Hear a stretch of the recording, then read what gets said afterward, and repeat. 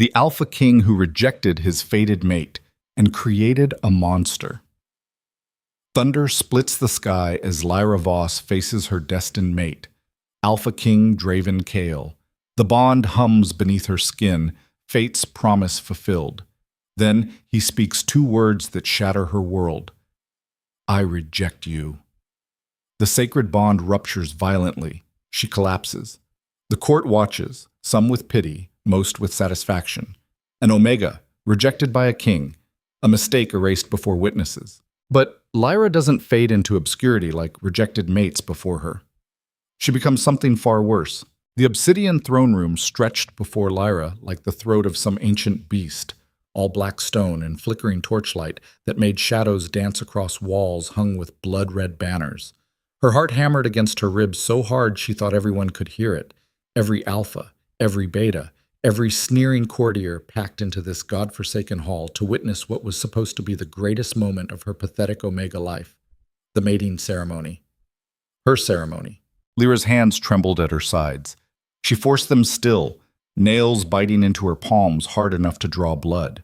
The scent of it, copper and fear, mixed with the oppressive musk of dominance that rolled off the gathered wolves like fog. They were all waiting, watching, judging.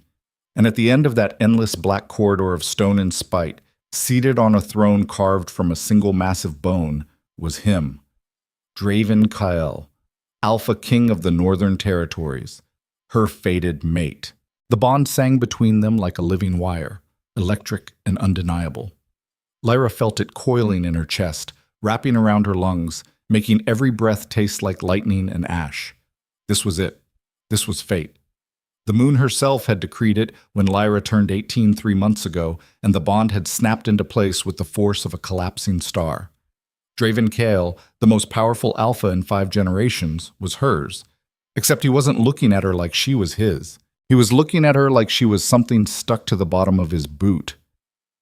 Lyra Voss. His voice cut through the chamber, deep and cold as a winter grave. Omega of the Voss pack. Fated mate recognized under the old laws. She swallowed hard, took a step forward. Her legs felt like water. Yes, my king. Her voice came out smaller than she wanted, weaker. Draven's eyes, ice blue, predator sharp, tracked her movement with the lazy interest of a wolf watching a rabbit limp into range. He was beautiful in the way a blade was beautiful, sharp, deadly, built for violence. Dark hair fell across his forehead, and his face was all brutal angles and carved stone masculinity that made alphas across 3 kingdoms weep with envy. And he was supposed to be hers. The bond is acknowledged, Draven continued, each word precise and clinical, witnessed by the court, verified by the Council of Elders. Lyra's heart soared for exactly 2 seconds. Then Draven stood. The movement was liquid grace and raw power. He descended the 3 steps from his throne with the unhurried confidence of a man who'd never known fear, never known doubt, never known anything except absolute dominion over everything and everyone in his world. He stopped 3 feet from Lyra. The bond thrummed between them, so intense now it made her dizzy. She could smell him, pine and smoke and something darker, something that made her wolf whimper and bare her throat in submission. Every instinct she had screamed at her to drop to her knees, to tilt her head back, to offer herself completely to this male who was written into her very DNA. Draven's lip curled. I reject you. The words hit her like a fist to the sternum. For a heartbeat, Lyra didn't understand. The syllables didn't make sense. They were sounds without meaning, noise without context. Her brain refused to process them. Then the bond snapped. The pain was, God. Lyra's knees buckled. She hit the stone floor hard enough to crack bone, and distantly she felt something in her left kneecap give way, but that pain was nothing compared to the agony ripping through her chest. It felt like someone had reached into her rib cage, wrapped their fist around her heart, and yanked. She couldn't breathe, couldn't think, No. The word tore out of her throat, raw and animal. No, you can't. The bond is broken. Draven's voice came from very far away, or maybe right next to her ear. Lyra couldn't tell. The world had narrowed to the white-hot agony consuming her from the inside out. By my right as Alpha King and under the authority granted to me by the old laws, I sever this bond. You are released, Omega. Count yourself fortunate. Somewhere in the roaring chaos of pain, Lyra heard laughter. Not kind laughter, not sympathetic laughter. Mockery. Did you really think? That was Lady Morgana's voice, sharp and delighted. An Omega? Mated to the king? The moon has a cruel sense of humor, someone else said. Or she's testing him, seeing if he's strong enough to reject fate itself. He passed, obviously. Poor thing. Look at her. She's falling apart already. The voices layered over each other, a symphony of contempt and schadenfreude that pressed down on Lyra like physical weight. She tried to stand. Her legs wouldn't work. Blood dripped from where her nails had torn her palms open, and her vision kept graying at the edges. This wasn't possible. Fated mates didn't. You couldn't just. Why? Lyra forced the word out through gritted teeth. She lifted her head, met Draven's eyes, even though looking at him felt like staring into the sun. Why would you? We're fated. Fate made a mistake. Draven's expression didn't flicker. No anger, no regret, nothing. He might as well have been discussing crop yields. I am the Alpha King. My mate will be an alpha female of pure bloodline and proven strength, not.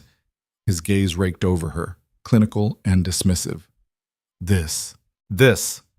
Lyra tasted blood. Had she bitten her tongue? I'm your mate. You're an Omega. Draven said it like an indictment, like a crime. Weak, soft, built to submit and breed and nothing more. Do you honestly believe I would saddle my kingdom with that? Do you think I would dilute the royal bloodline with... The moon chose me. Lyra didn't know where the strength came from to interrupt him, but it surged up from somewhere deep and desperate. She doesn't make mistakes. The bond is broken. Draven leaned down, and now there was something in his eyes. Not regret, not even anger. Satisfaction. And you will leave this citadel before dawn. You will return to whatever backwater pack produced you, and you will tell them that the king found you. Lacking. Are we clear? The chamber had gone silent. Every wolf in that room was holding their breath, waiting to see if this pathetic Omega would dare push back against an Alpha King's decree.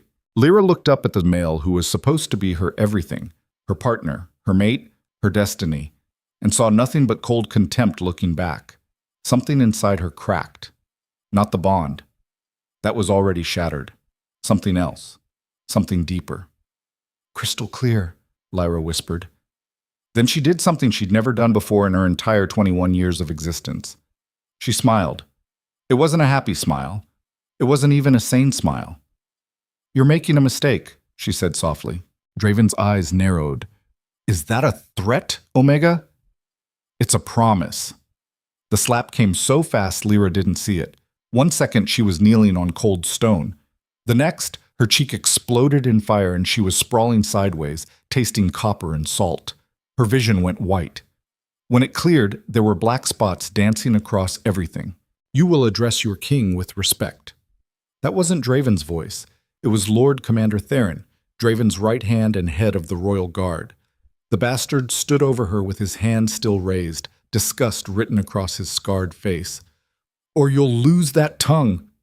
Lyra spat blood onto the pristine floor. Noted. Get her out of here. Draven had already turned away, already dismissed her. He was climbing back up to his throne like she was less than a memory, less than a ghost. Before dawn, if she's still within the citadel walls when the sun rises, throw her from the Widow's Peak. That sent a ripple of shocked whispers through the court. The Widow's Peak was a 1,000-foot drop onto rocks that had claimed more lives than the last 3 wars combined. He wasn't just rejecting her. He was threatening to murder her. 2 guards grabbed Lyra under her arms and hauled her upright. Her left knee screamed in protest, definitely broken, but she didn't make a sound. Wouldn't give them the satisfaction. As they dragged her toward the massive iron doors, Lyra twisted to look back one last time. Draven had already forgotten her. He was speaking to Lady Seraphine, an alpha female from the Southern Territories, all golden hair and predatory grace, and the bitch was smiling at him like he'd just handed her the world. Maybe he had. The doors slammed shut behind Lyra with the finality of a tomb ceiling. "Move, Omega!" The guard on her left, a scarred brute named Marcus, gave her a shake hard enough to rattle her teeth. "You heard the king. You've got until sunrise." "Lucky bitch," the other guard muttered. "Most rejected mates don't get a deadline. They get a shallow grave." They hauled her through corridor after corridor, past sneering servants and whispering nobles, down into the bowels of the citadel where the cells and storage rooms festered. They didn't stop at a cell. They stopped at a door that opened onto the night and threw her out into it. Lyra hit frozen mud hard enough to knock the air from her lungs. When she finally managed to drag in a breath, it tasted like ice and iron. The guards didn't even look back. The door slammed. A lock clicked. For a long moment, Lyra just lay there in the dark and the cold, listening to her heart try to remember how to beat. The bond was gone. She could still feel the place where it had been, a raw, ragged wound in her chest that pulsed with every breath, like someone had carved out a piece of her soul with a rusty knife. This wasn't how it was supposed to happen. Fated mates were sacred. The bond was sacred. You couldn't, but he had.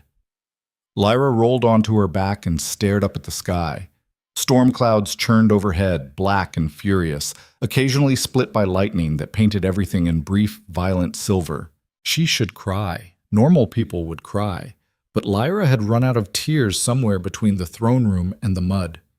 She felt empty, hollow, like a skin with nothing inside. "Get up!" The voice came from the darkness to her left. Lyra's head snapped toward it, and her wolf, gods, her wolf was so quiet now, barely a whisper in her mind, gave a weak growl of warning. A figure stepped from the shadows.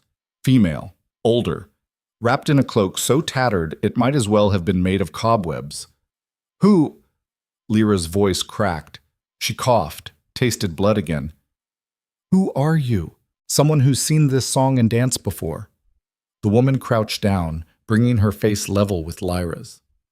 In the lightning flash, Lyra caught a glimpse of eyes that were too pale, too knowing. Rejected mate. Thrown out like garbage. "Tell me, girl, you planning to lie here until you freeze? Or are you going to do something about it?" "There's nothing to do about it." Lyra hated how broken she sounded. "He's the king. What he says is law." "Yes, I know." The woman tilted her head. "But that's not what I asked. I asked what you're going to do." Lyra's throat closed. "I don't know." "Liar." The word was gentle, almost kind. "You know exactly what you want to do. I can see it in your eyes. The question is whether you've got the spine to actually do it."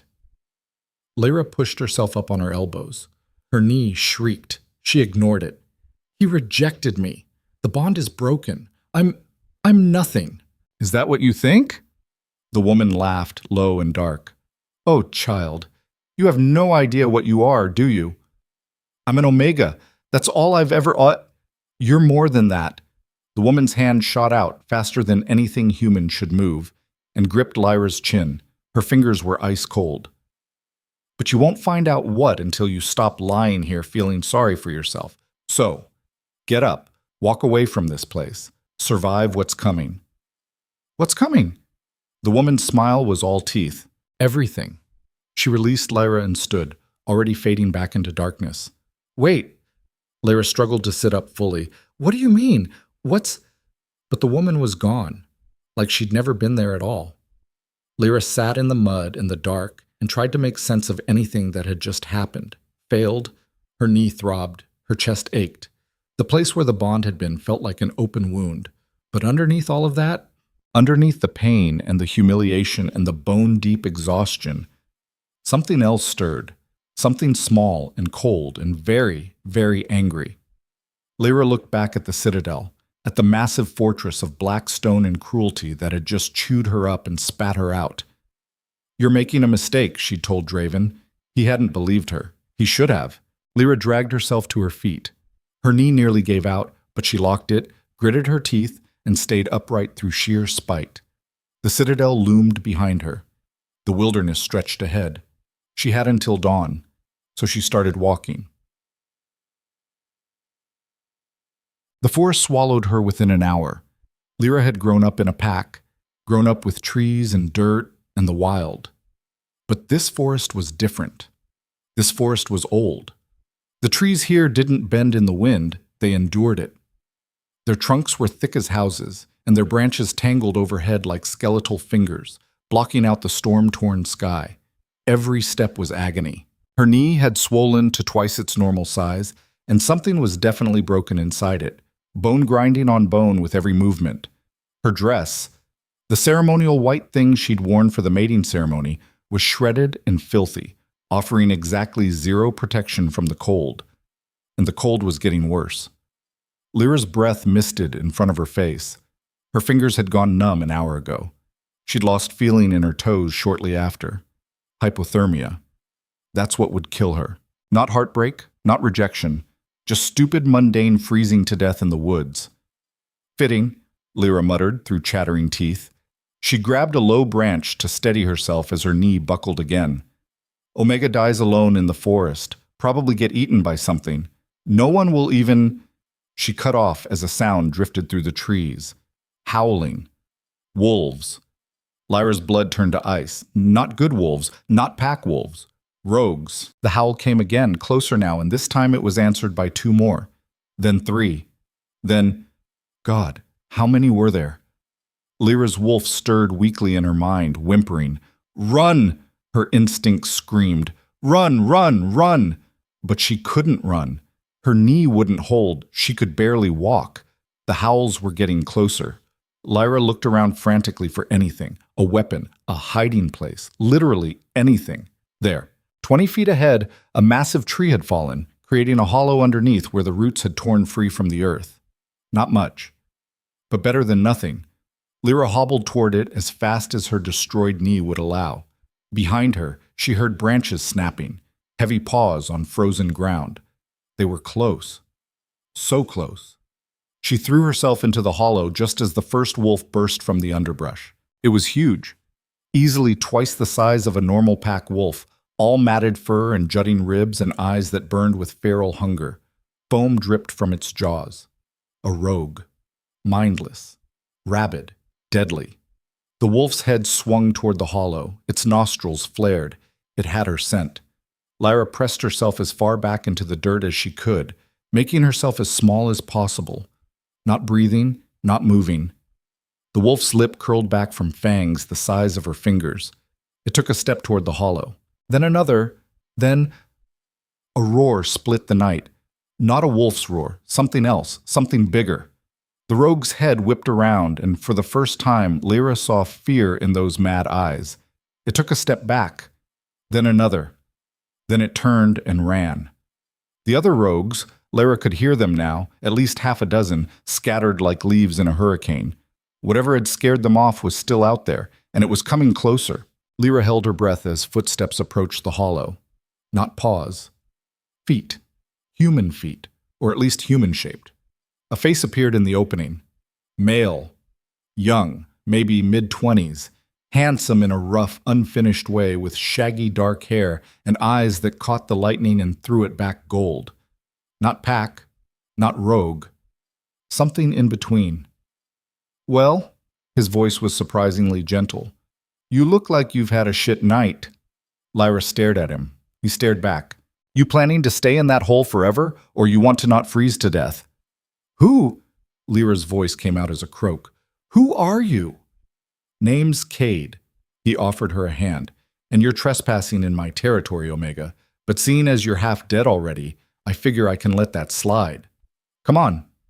Lyra looked at his hand, looked at his face.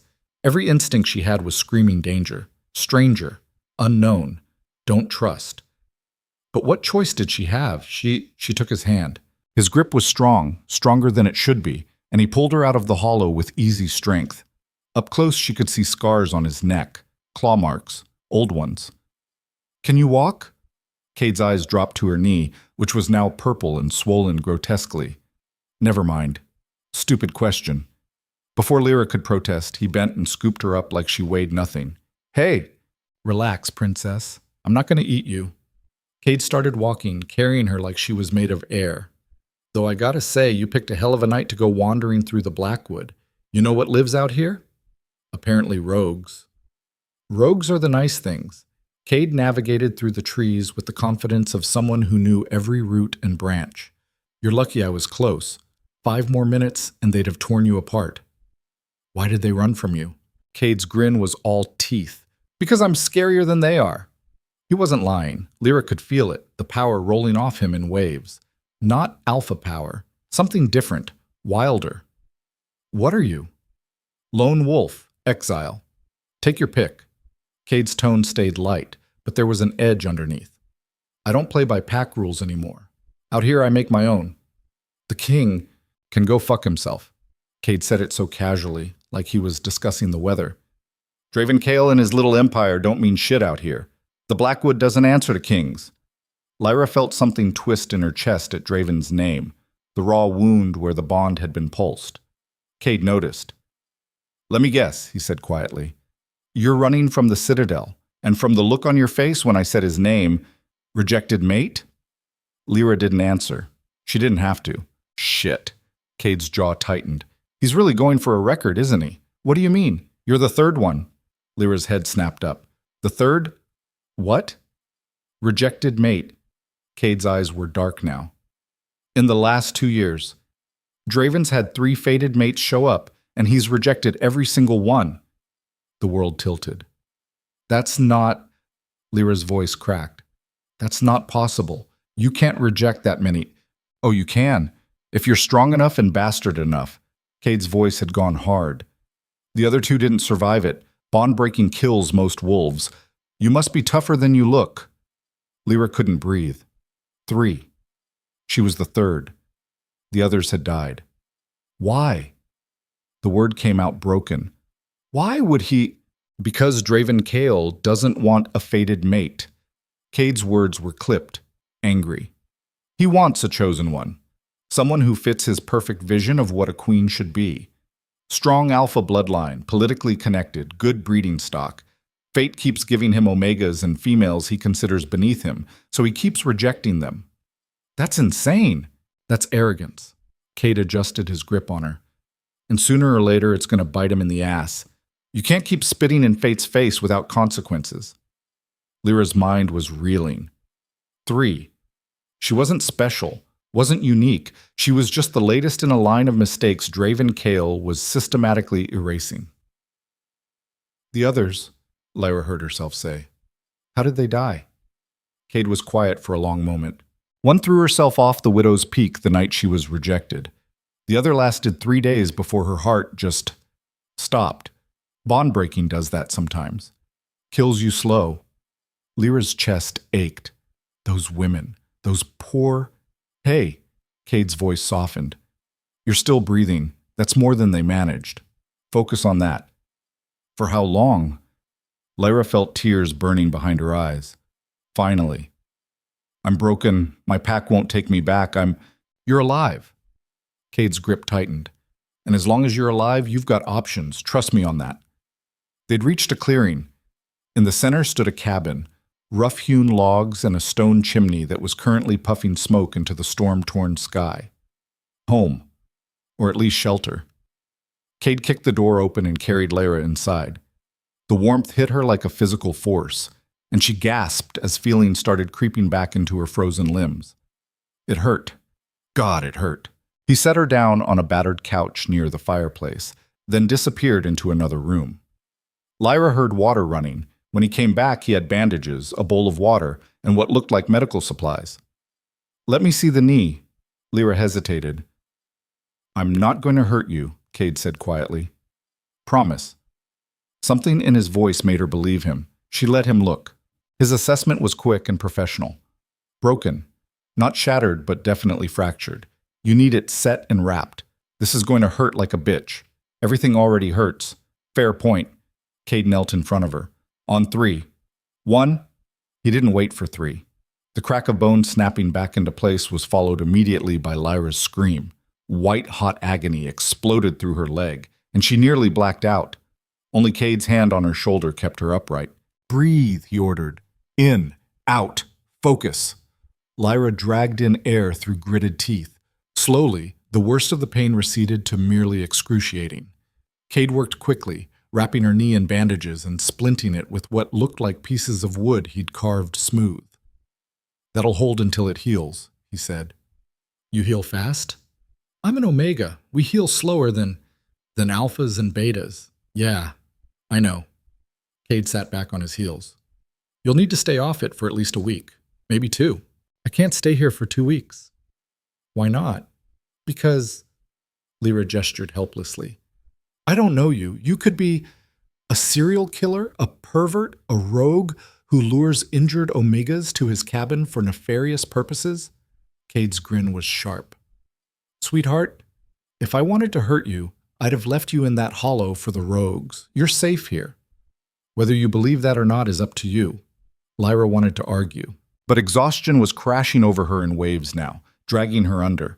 The warmth of the fire, the safety of walls and a roof, the sheer relief of not being alone in the dark. It was too much. Her eyes started to drift shut. "Sleep," Cade's voice came from far away. "We'll figure out what to do with you in the morning." Lyra tried to answer, couldn't. The darkness took her down soft and quiet, and for the first time since the bond had broken, she didn't dream of ice blue eyes and cold rejection. She dreamed of fire, and ash, and something ancient stirring in her blood. Lyra woke to screaming, her own. She jackknifed upright on the couch, heart hammering, sweat pouring down her face. The fire had burned down to embers. Outside, the storm still raged, and inside something was wrong. Her skin felt too tight. Her bones ached like they were trying to push through muscle and flesh. And the heat, God, the heat. "Cade!" Her voice came out strangled. "Cade, something's—" He was there in seconds, materializing from the shadows. "Shit, you're burning up." His hand on her forehead was cool, too cool. "When did this start?" "I don't, just now." Lyra gasped as another wave of heat rolled through her. "What's happening to me?" Cade's expression went grim. "Bond sickness. Your body's trying to compensate for the broken mate bond. It's going to get worse before it gets better." "How much worse?" "You'll wish you were dead for about 3 days. Then either your body adapts and you survive, or I don't." "Yeah." Lyra laughed. It came out harsh and broken. "Of course. Why would anything be easy?" The pain hit again, worse this time. Lyra's back arched as fire raced through her veins. She could feel her wolf thrashing inside her mind, panicking, trying to shift. But something was blocking it. Something was wrong. "I can't." Lyra clawed at her chest. "I can't shift. Cade, why can't I—" "Your wolf's in shock." Cade's hands pressed her shoulders, holding her down. "From the bond breaking. Give her time." "I don't have time." Another convulsion. This one felt like it was tearing her apart from the inside. Through the red haze of agony, Lyra heard Cade cursing, then cool cloth on her forehead, water on her lips. "Stay with me," he ordered. "Don't you dare check out on me, Omega. You survived a king's rejection. You don't get to die in my cabin from fucking bond sickness." Lyra wanted to tell him she wasn't planning to die, but her body had other ideas. The fever spiked, and everything went dark. Dimmed. 3 days. 3 days of fever and delirium and pain that rewrote Lyra's understanding of what suffering meant. She didn't remember most of it, just fragments, snapshots, Cade forcing water down her throat, the cabin spinning, fire, so much fire, burning from the inside out, and dreams. Gods, the dreams. She dreamed of a woman made of shadow and silver standing in a forest that didn't exist anymore. She dreamed of power so old it had teeth. She dreamed of blood. Her blood. Draven's blood. Blood painting the throne room floor. On the third night, something changed. Lyra's eyes snapped open. The fever was gone. The pain was gone. Everything was quiet. She sat up slowly. Her knee, which should have been agony, was barely a dull ache. The cabin was dark except for the dying fire. Outside, the storm had finally broken, and through the window, Lyra could see stars. "You're awake." Cade was sitting in a chair by the door, watching her with unreadable eyes. "How long?" Lyra's voice was hoarse. 3 days. I was starting to think you weren't going to make it."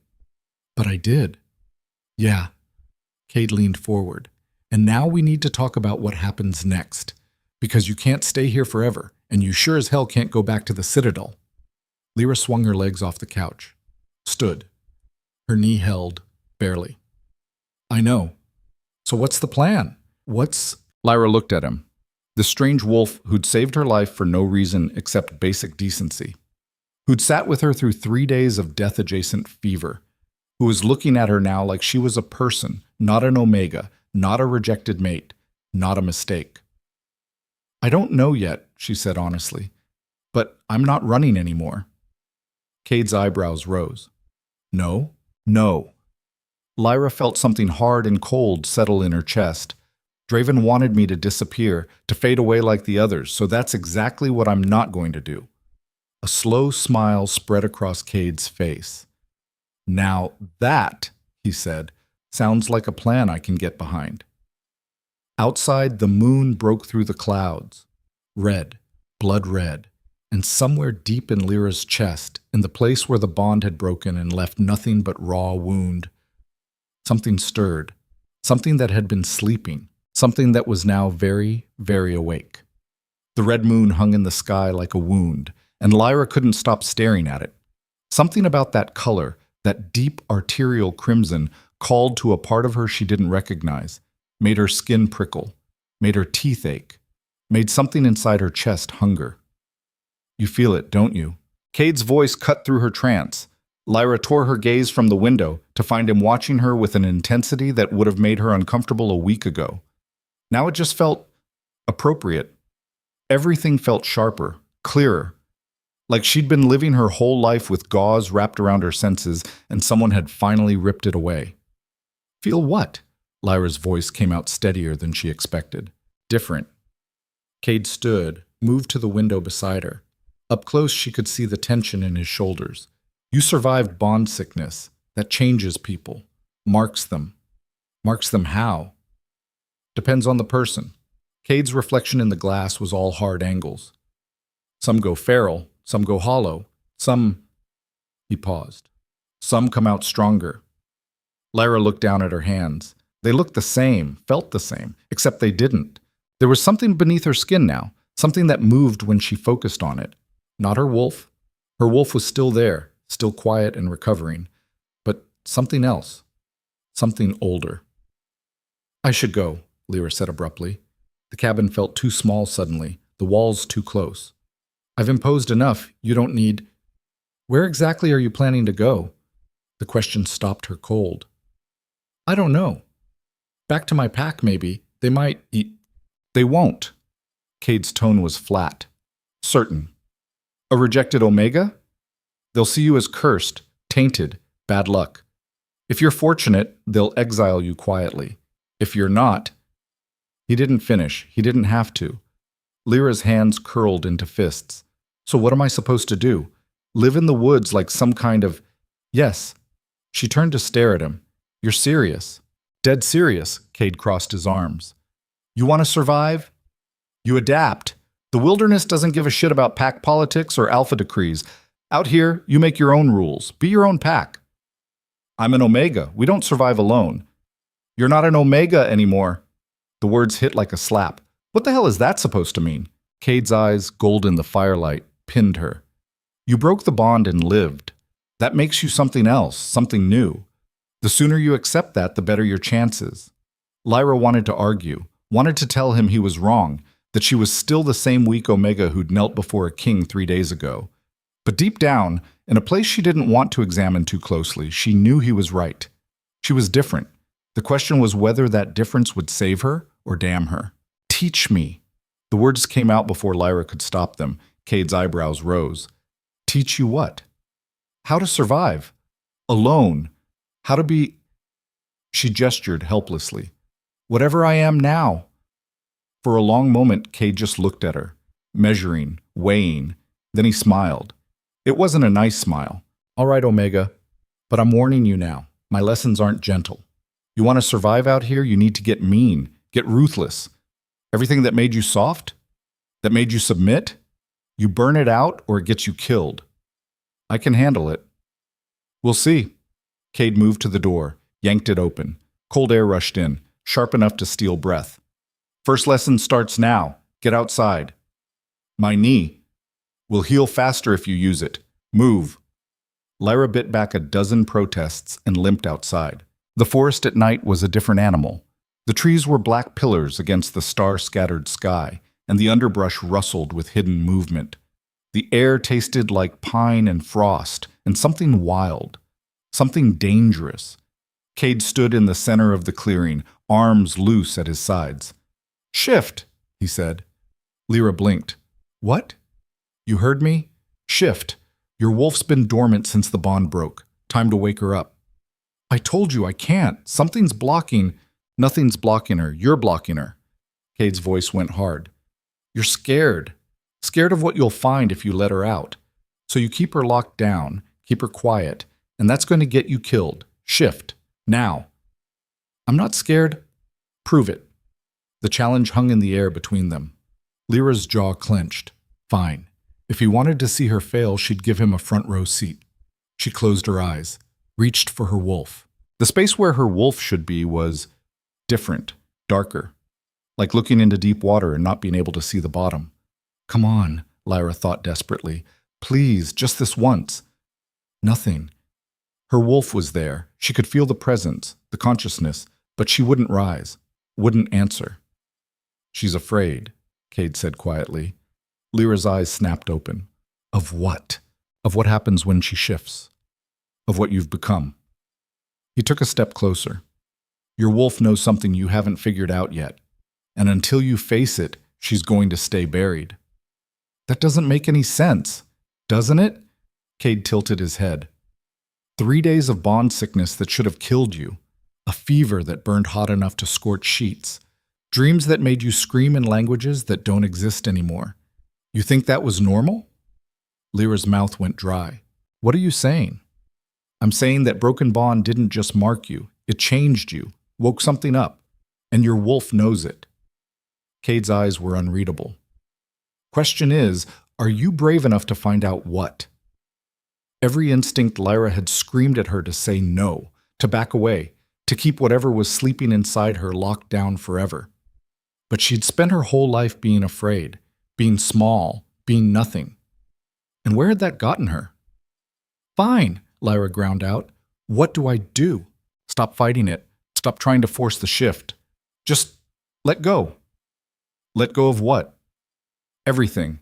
Cade's hand shot out and shoved her, hard. Lyra stumbled backward, her bad knee buckling. She hit the ground and pain exploded through her leg, sharp and vicious. What the hell? Get up. Lyra glared at him. Are you insane? Get up. Cade's voice dropped to something dark and dangerous. Or stay down there like the weak little Omega everyone thinks you are. Your choice. Rage flared in Lyra's chest, hot and sudden. She surged to her feet, ignoring the screaming protest from her knee. I am not weak. Then prove it. Cade circled her slowly. Stop talking. Stop thinking. Feel. I don't. He shoved her again. This time Lyra was ready.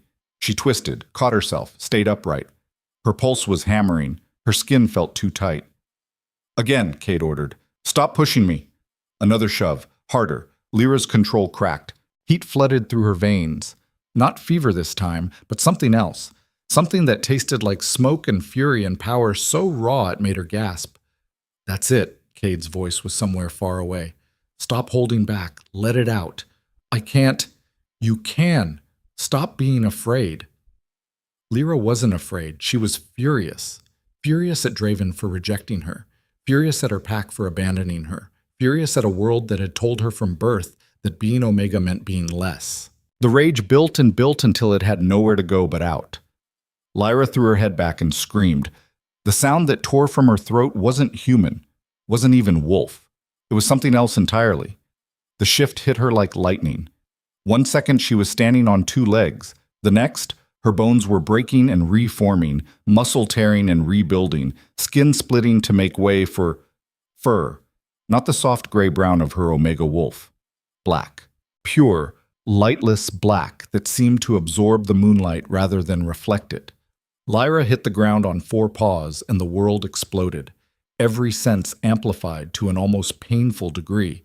She could hear Cade's heartbeat, could smell the fierce scent of small animals in the underbrush, could taste the storm on the wind that was still hours away. And she was big, bigger than any Omega wolf had a right to be, nearly as large as an alpha. Holy shit. Cade's voice cut through the sensory overload. Lyra's head swung toward him, and she saw him take an involuntary step back. For the first time since she'd met him, he looked uncertain. "Your eyes," he said quietly. "Lyra, your eyes are—" What? What were her eyes? Lyra tried to shift back, tried to force herself human again. Nothing happened. Panic surged through her. She was stuck, trapped in this form, in this body that didn't feel like hers. "Breathe," Cade ordered. "You're not stuck. You're just new at this. Focus. Picture yourself human. Picture your body, your face, your—" The shift reversed as violently as it had come. Lyra collapsed onto frozen ground, naked and gasping, her entire body shaking. Cade was there in seconds, draping his jacket over her shoulders. "What?" Lyra's voice was shredded. "What was that?" "I don't know." And for the first time, Cade sounded genuinely shaken. But that wasn't an Omega wolf. That was something else. "My eyes, you said my eyes, were red." Cade's jaw was tight. "Not wolf gold, not human color. Red, like the moon." They both looked up. The blood moon stared back, impassive and knowing. "I need answers," Lyra said. Her hands were still shaking. "I need to know what's happening to me. I might know someone who can help." Cade's expression was grim. "But you're not going to like it." "Why?" "Because she's the same woman who warned you in the mud outside the Citadel. And trust me when I say, Moira doesn't give out information for free. It does some." They waited until dawn to make the trek. Lyra's body was still adjusting to whatever the hell had happened during the shift. Everything ached, but it was a good ache. The ache of muscles used properly for the first time. Her knee, miraculously, was almost healed. 3 days to recover from a fracture that should have taken weeks. Not normal, not even close.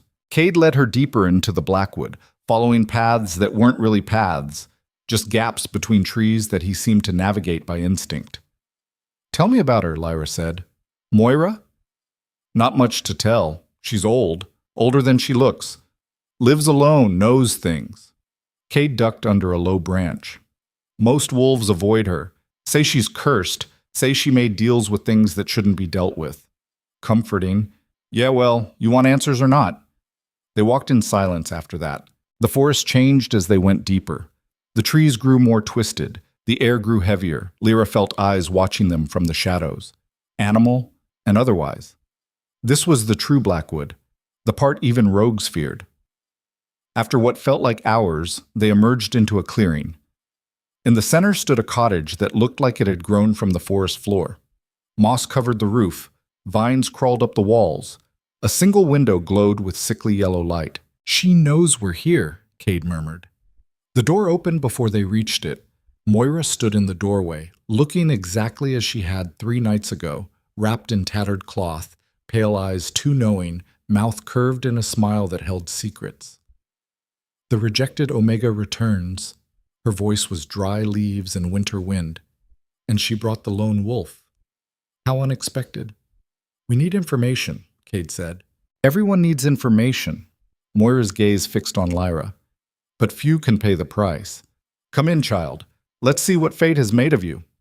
The cottage interior was exactly what Lyra expected. Dried herbs hanging from rafters, shelves crammed with bottles and bones, a fire burning green in the hearth. And books. Everywhere, books.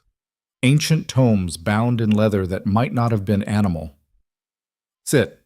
Moira gestured to a chair that looked older than kingdoms. Lyra sat. Moira circled her slowly, close enough that Lyra could smell earth and age and something darker. "You shifted," the old woman said. It wasn't a question. "Yes." "And it was different, wrong. Your wolf isn't your wolf anymore." "How did you—" "Because I can smell it on you, girl. Shadow, old blood, power that shouldn't exist." Moira stopped in front of her. "Tell me, what color were your eyes?" "Red." Moira's smile widened. Of course they were. The moon marked you, claimed you for her own. What does that mean? Lyra demanded. What's happening to me? You're becoming what you were always meant to be. Moira moved to her shelves, began pulling down books. The king rejected you, broke the sacred bond, but he made a mistake, a critical one. What mistake? He assumed you were just an Omega. Moira opened a massive tome, flipped through pages covered in script Lyra couldn't read. He didn't look deep enough, didn't see what was sleeping in your bloodline. Cade leaned forward. What bloodline? Shadowborn. The word fell into the cottage like a stone into still water. Lyra had never heard it before, but something inside her recognized it. I don't understand, she said. No, you wouldn't. Moira traced a finger over an illustration. A wolf made of darkness, eyes burning red. The Shadowborn were erased from history 500 years ago, hunted to extinction by the Alpha Councils. They were too powerful, you see, too dangerous. They didn't submit to pack hierarchy, couldn't be controlled. What were they? Not wolf, not human. Something in between, something more.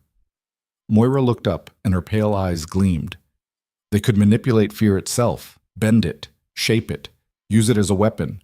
And when they shifted, they became creatures of pure shadow, nearly impossible to kill. Lyra's mouth had gone dry. That's not possible.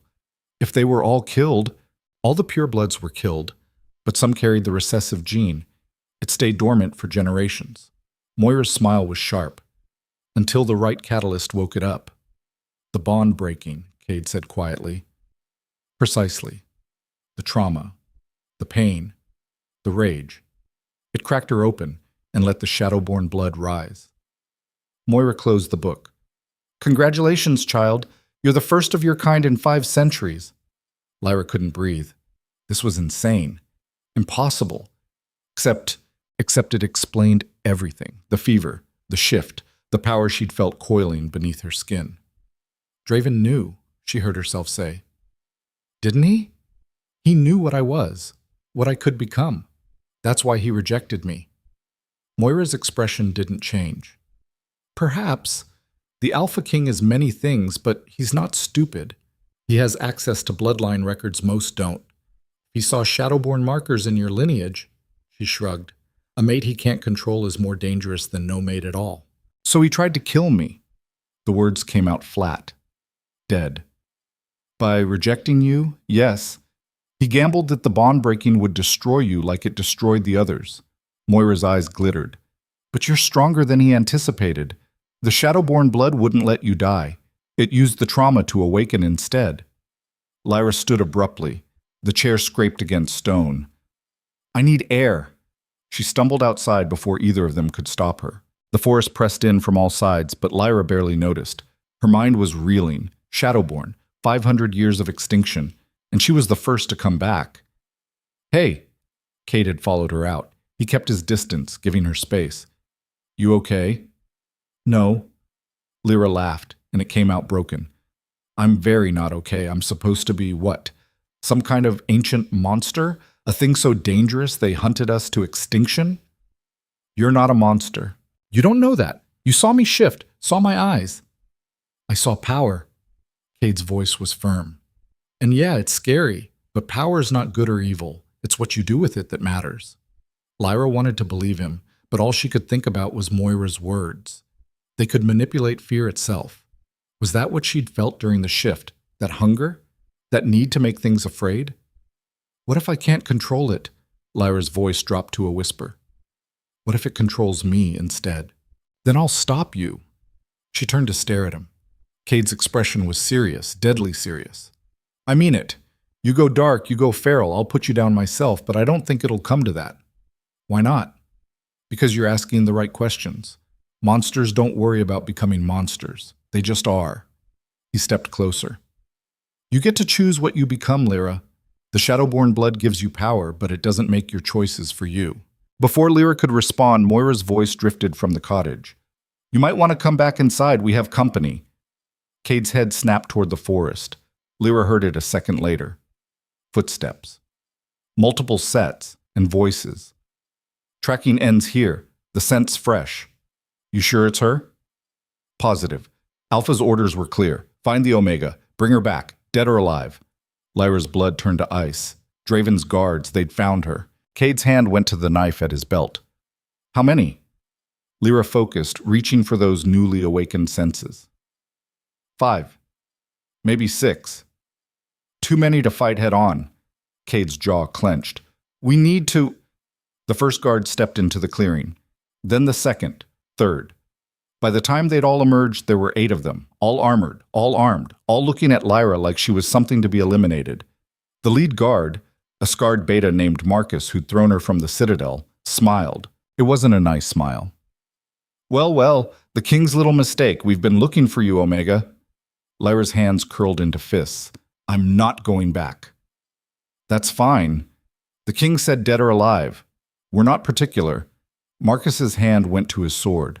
Boys, take her. They moved fast, but Lyra moved faster. The power that had been coiling inside her since the shift exploded outward. The clearing filled with shadow, not natural darkness. Something alive, something hungry. The guards stumbled, suddenly blind, suddenly afraid. What the? I can't see. It's in my head. Get it out of my... Lyra could feel their fear, taste it. It was sharp and metallic and delicious. She could make it worse, could feed it, could turn it into terror so complete they'd claw their own eyes out. The thought should have horrified her. Instead, it felt right. Lyra. Cade's voice cut through the darkness. Control it. Don't let it control you. She couldn't.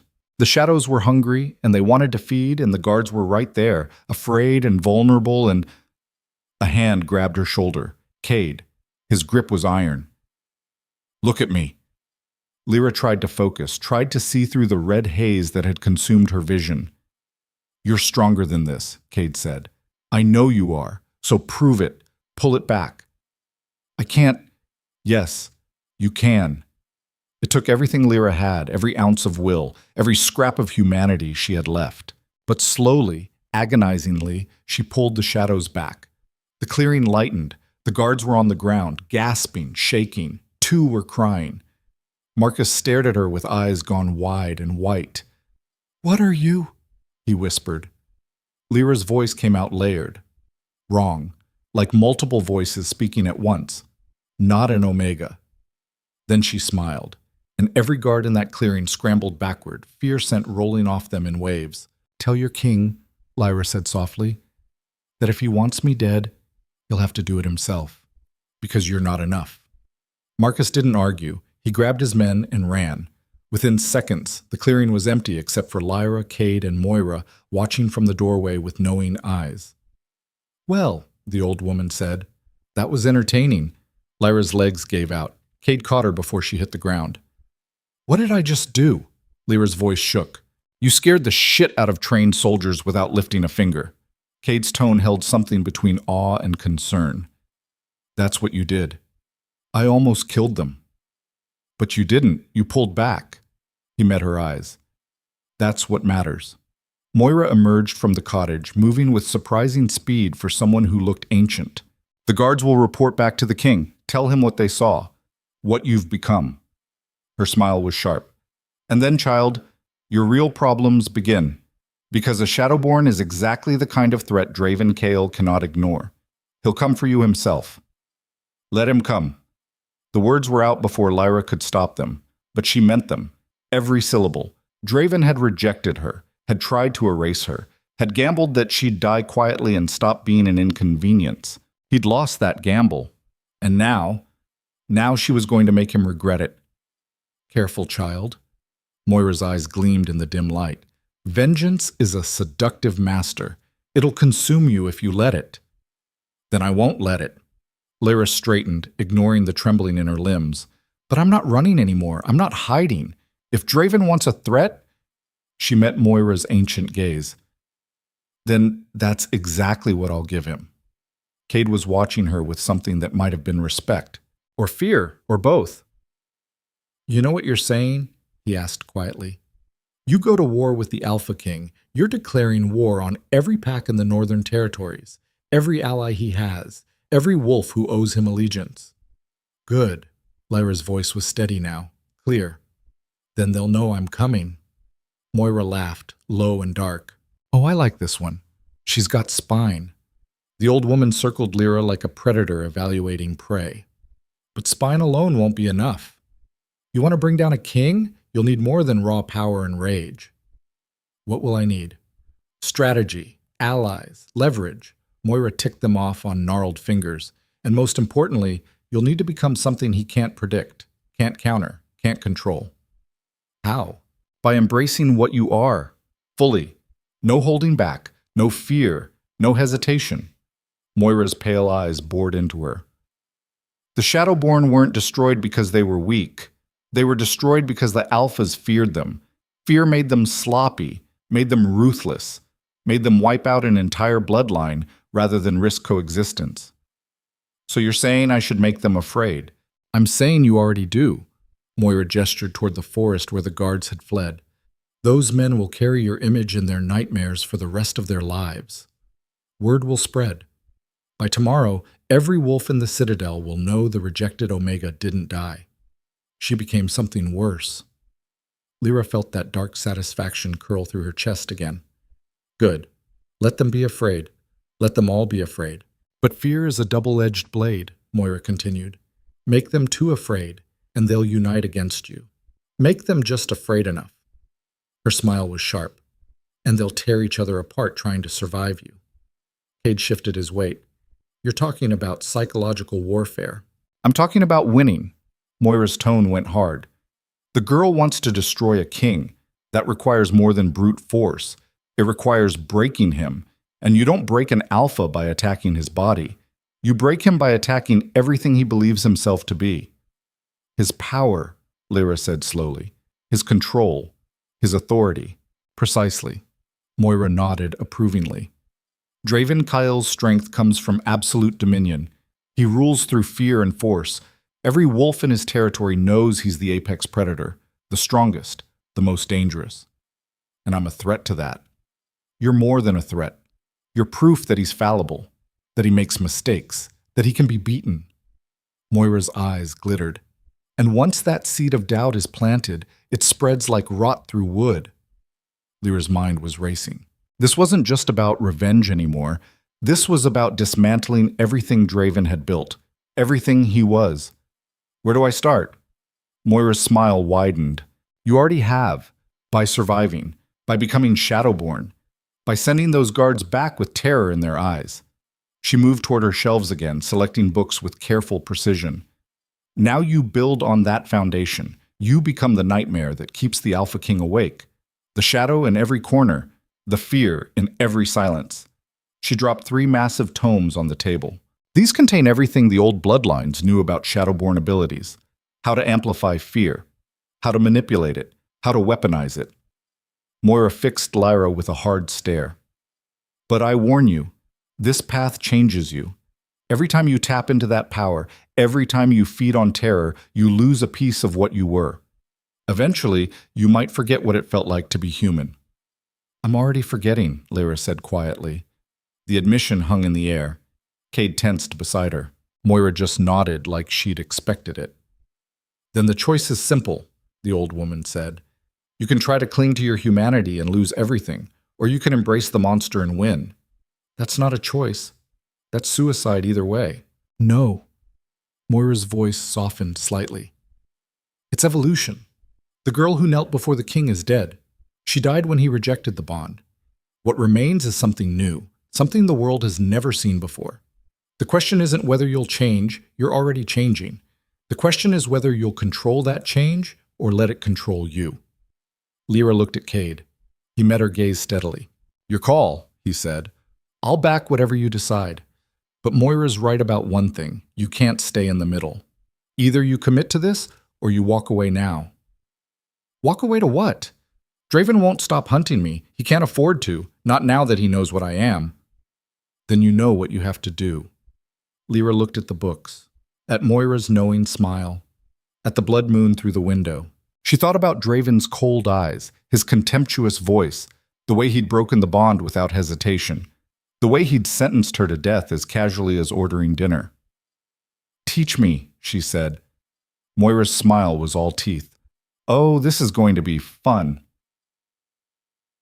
Malkin, For the next 3 weeks, Lyra barely left Moira's clearing. Every day was the same brutal routine. Dawn, physical training with Cade. Learning to fight not like an Omega, but like something that had no interest in submission. He taught her dirty tactics, eye gouges, throat strikes, joint breaks, things that made traditional pack warriors uncomfortable, things that won fights. Midday, study. Moira's books were written in languages Lyra didn't know, but somehow, impossibly, she could read them. The Shadowborn blood carried memory, carried knowledge. The more she opened herself to it, the more the ancient words made sense.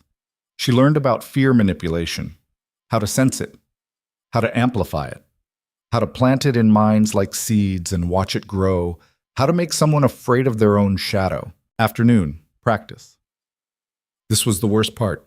Moira would bring things, animals mostly, rabbits, foxes. Once, a young deer, and Lyra would practice making them afraid. At first, she hated it. The animals would panic, would try to flee, and the terror rolling off them made her sick. But Moira was relentless. "You think Draven's guards will be easier than a rabbit?" the old woman snapped. "You think men who've killed for sport will break faster? You need to master this on small things before you can use it on wolves." So Lyra practiced, and slowly, terrifyingly, it got easier. By the end of the first week, she could make a rabbit freeze from across the clearing. By the end of the second, she could pick which emotion to amplify. Fear, panic, dread. By the end of the third week, she didn't need to see the target at all. If she could smell them, she could touch their mind. Evening, shifting.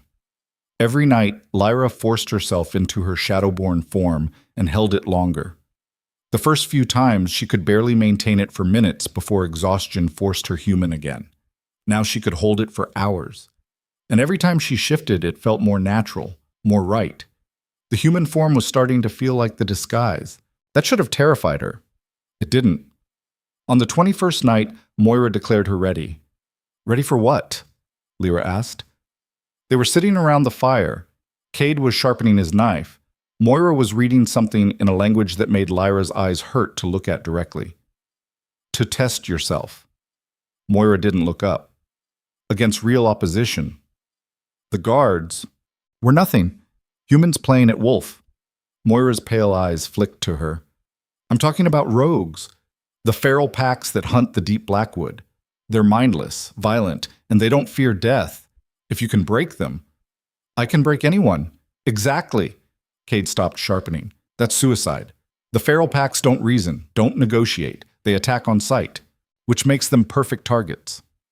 Moira's smile was sharp. No politics, no hesitation, just pure survival instinct.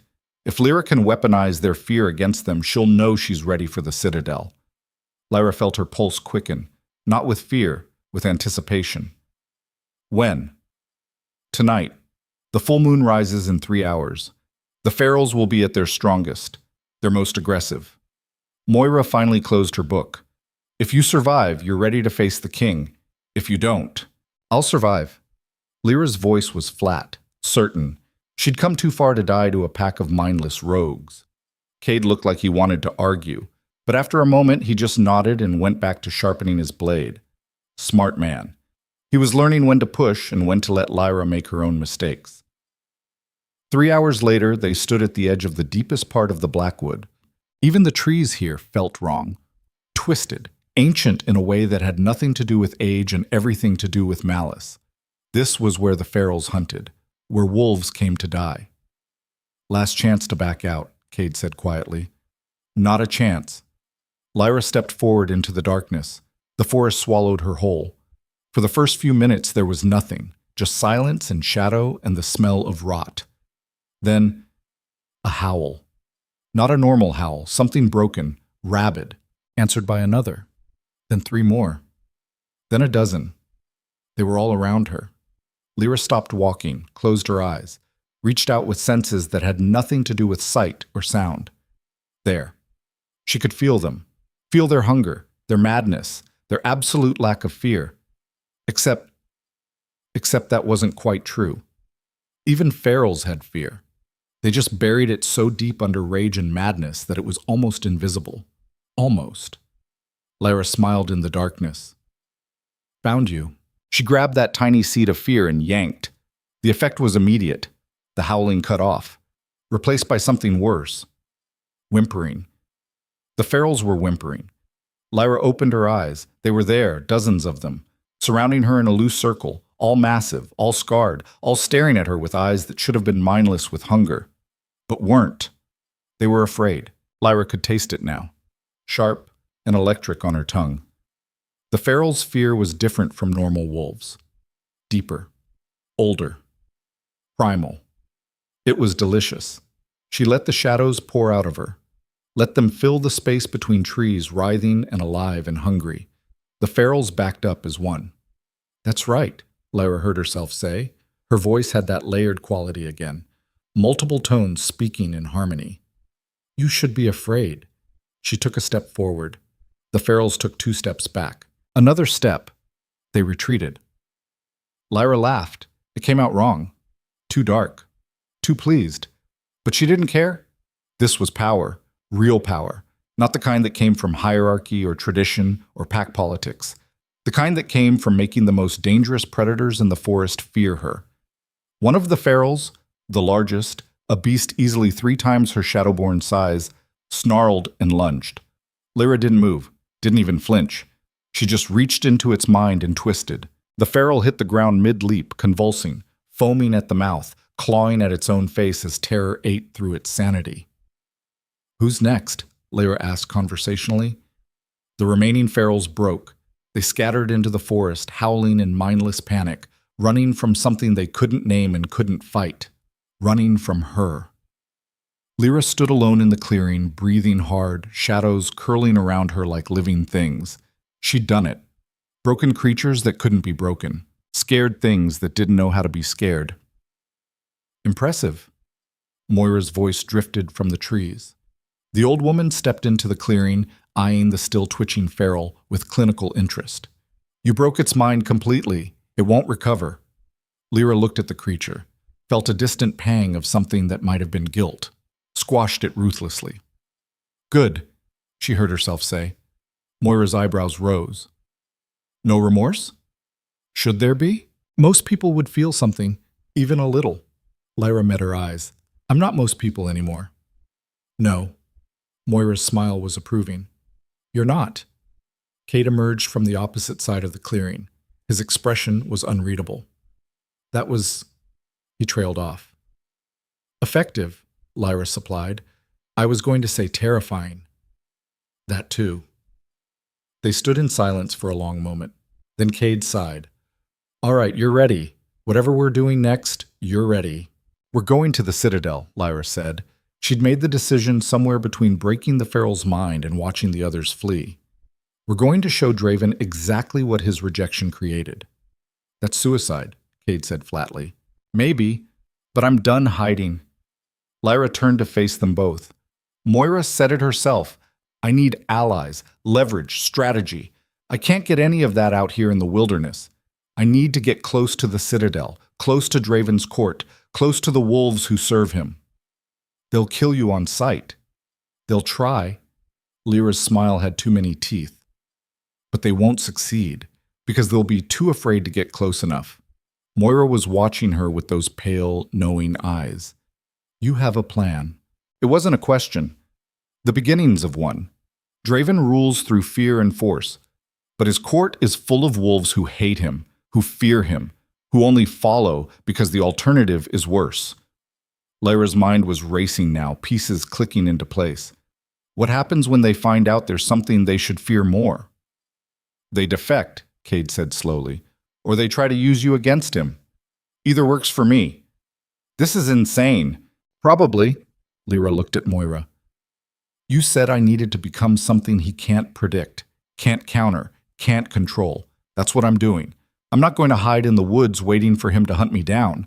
I'm going to walk into his court and make him afraid in front of everyone who thinks he's untouchable. Moira's laugh was sharp and delighted. Oh, child, you're either the bravest thing I've ever met or the most suicidal. Possibly both. She moved closer, studying Lyra's face like a particularly interesting puzzle.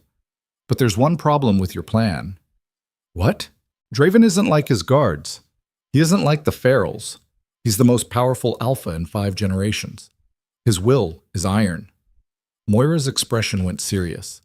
You can make normal wolves afraid. You can break minds that are already broken. But Draven Kale? He doesn't break. He doesn't bend. And he sure as hell doesn't scare.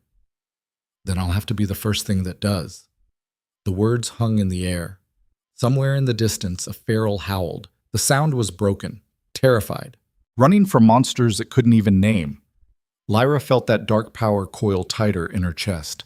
Let Draven try to resist. Let him try to stay strong. She'd broken things that couldn't be broken before. She'd do it again. We leave at dawn, she said. Cade, I'll need you to get me close to the Citadel without being spotted. Moira, I'm not going anywhere, the old woman interrupted. This is your fight, child. Sink or swim on your own merit. Fair enough. Lyra hadn't really expected help. Then I just need one more thing. What? Information. Tell me everything you know about Draven's weaknesses, his fears, the things that keep him awake at night. Moira's smile returned. Everyone has something they're afraid of losing, even alpha kings. She gestured back toward her cottage. Come, let's discuss how to break an unbreakable man. They walked back through the forest. Behind them, the feral Lyra had mind-broken, finally stopped twitching. Its eyes were blank, empty, gone. And high above, the full moon watched with cold, indifferent light as something ancient and terrible took its first steps toward war. Tag. End of part 2.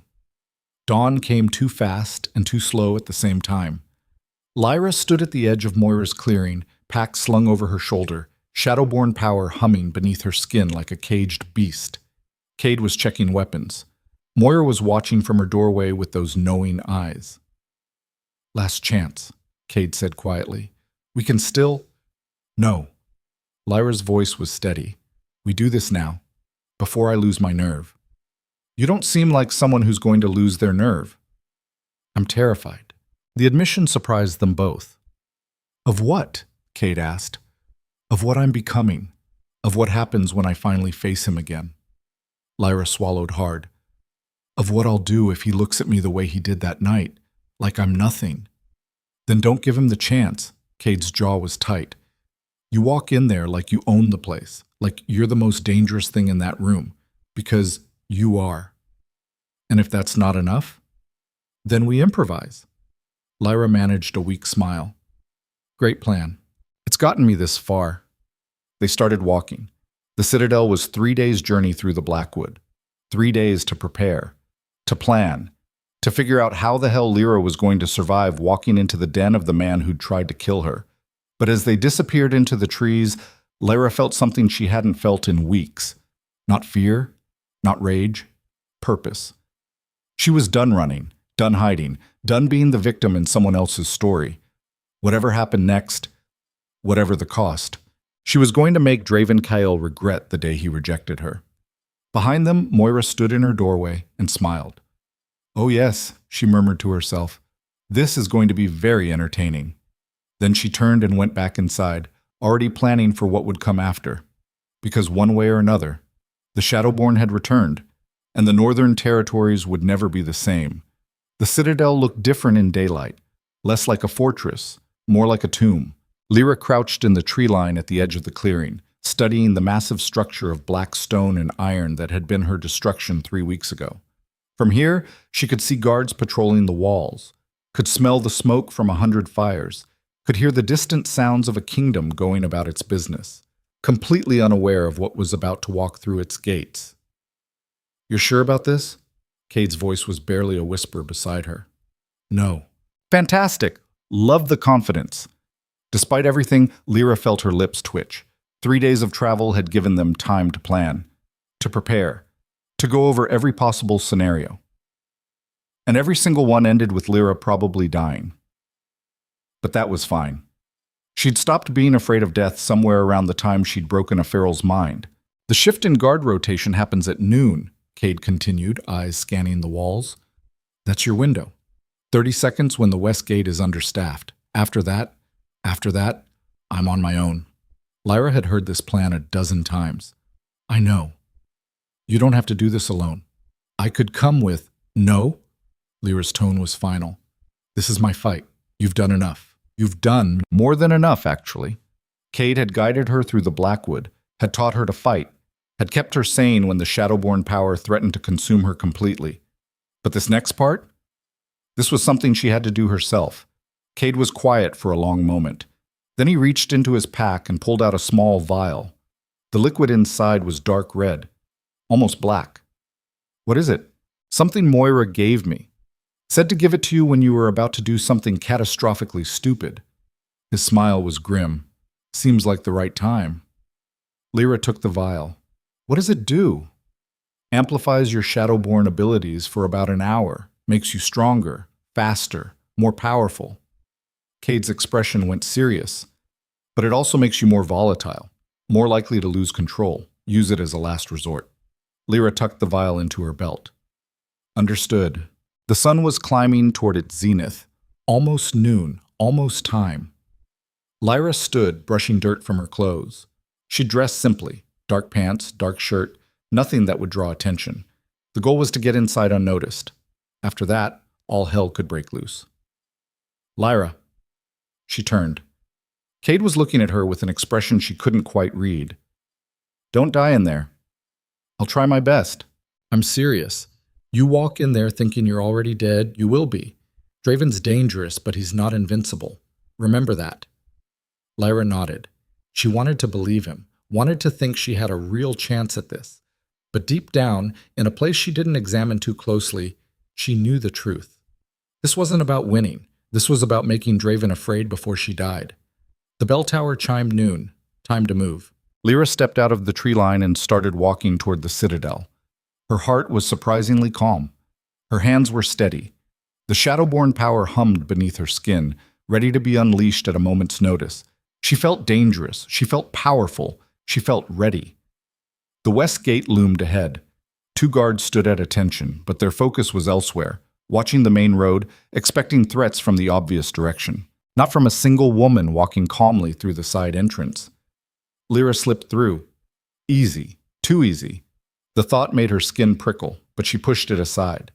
No time for paranoia. She was inside now. Now came the hard part. The citadel's interior was a maze of corridors and courtyards, but Lyra had lived here for 2 weeks before the rejection. She knew the layout, knew which passages the servants used, knew which areas the guards avoided. She moved through the shadows like she belonged there, because in a way, she did. This place had rejected her, had thrown her out like garbage. Now she was taking it back. Lyra made it 3 corridors deep before she heard voices. Can't be serious. The king would never. I'm telling you what I heard. Lady Seraphine is moving into the queen's chambers tomorrow. The announcement's coming at the feast tonight. Lyra pressed herself against the wall, listening. 2 servants, gossiping as they carried linens. But what about the bond? The fated mate? What about her? She's dead. Or as good as. Either way, the king's chosen his queen, someone worthy of the position. The servants passed without noticing Lyra in the shadows. But their words lingered. Lady Seraphine, the alpha female from the Southern Territories, the one who'd been smiling at Draven like she'd won the world. He was choosing a mate, a chosen mate. While Lyra had been fighting for survival in the wilderness, learning to control powers that terrified her, becoming something inhuman, Draven had just moved on, like she'd never existed at all. The rage that surged through Lyra was white-hot and vicious.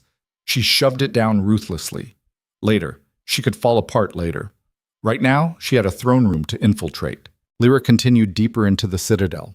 The corridors were familiar and alien at the same time. She'd walked these halls as an Omega, nervous, excited, believing the bond meant something. Now she walked them as Shadowborn, and everything looked different through eyes that saw in shades of fear and power. The throne room was at the heart of the citadel.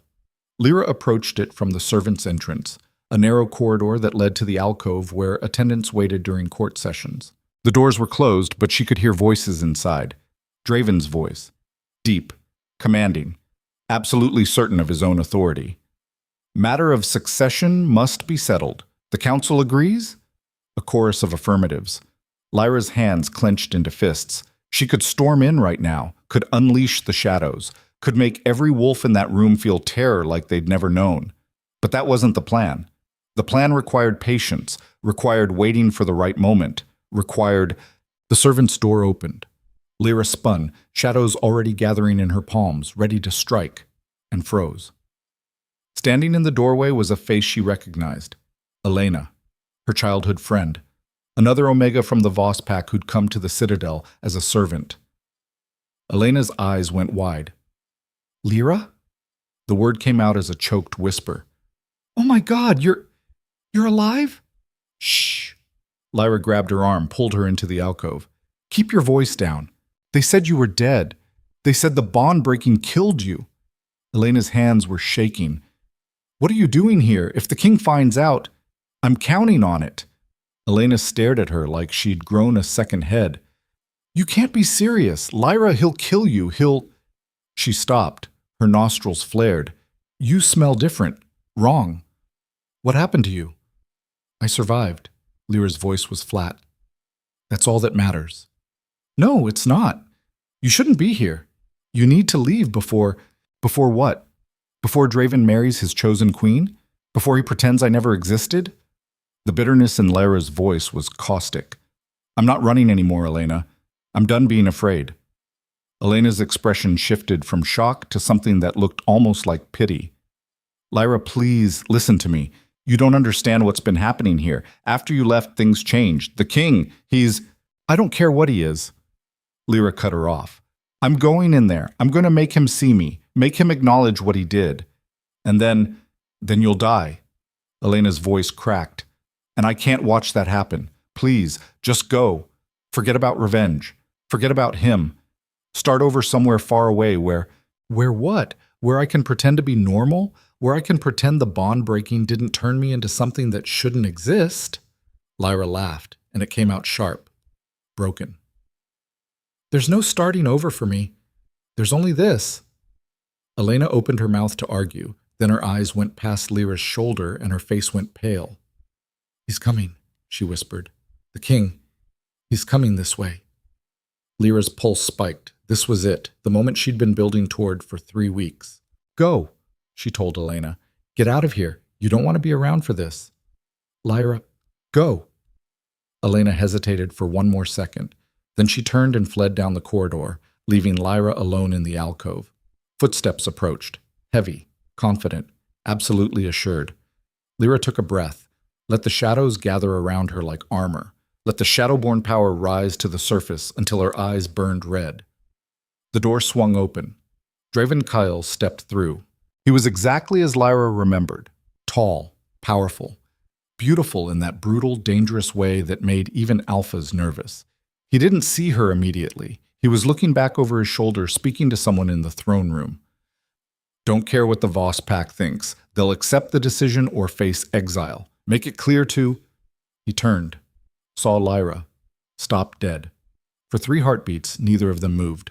Draven's ice-blue eyes went from confused to shocked, to something that might have been fear before his expression locked down into cold fury. You. The single word carried the weight of kingdoms. Me, Lyra agreed. She stepped out of the shadows fully, letting him see what she'd become. The power radiating from her skin. The red glow of her eyes. The way the air around her seemed to darken and writhe. Draven's jaw clenched. You should be dead. Funny. That's what everyone keeps saying. Lyra's smile had too many teeth. Sorry to disappoint. How are you? He stopped. His nostrils flared as he caught her scent. What are you? What you made me. The shadows pulsed outward. Draven took an involuntary step back before catching himself. That reaction, that tiny moment of fear, sent satisfaction singing through Lyra's veins. I made you nothing, Draven said, but his voice had lost some of its certainty. You were a mistake, an error corrected, an error that came back. Clearly, Draven's hand dropped to the blade at his hip. But that's easily remedied. Guards won't help you. Lyra's voice layered, multiplied. We both know this. You want me dead. You'll have to do it yourself. For a long moment, they stood there. Predator and predator. Alpha King and Shadowborn. Then Draven smiled. It wasn't a nice smile. You think you're special? You think surviving the bond breaking makes you unique? He took a step forward. You're the third rejected mate to crawl back here seeking vengeance. The first two didn't end well either. The words hit like a physical blow. You're lying. Am I? Ask yourself, why would I waste breath lying to something I'm about to kill? Draven's smile widened. The first one made it as far as the throne room before my guards tore her apart. The second got closer. Almost reached me before the silver poisoning took effect. Lyra's mind was reeling. You murdered them. I defended my kingdom from threats. There's a difference.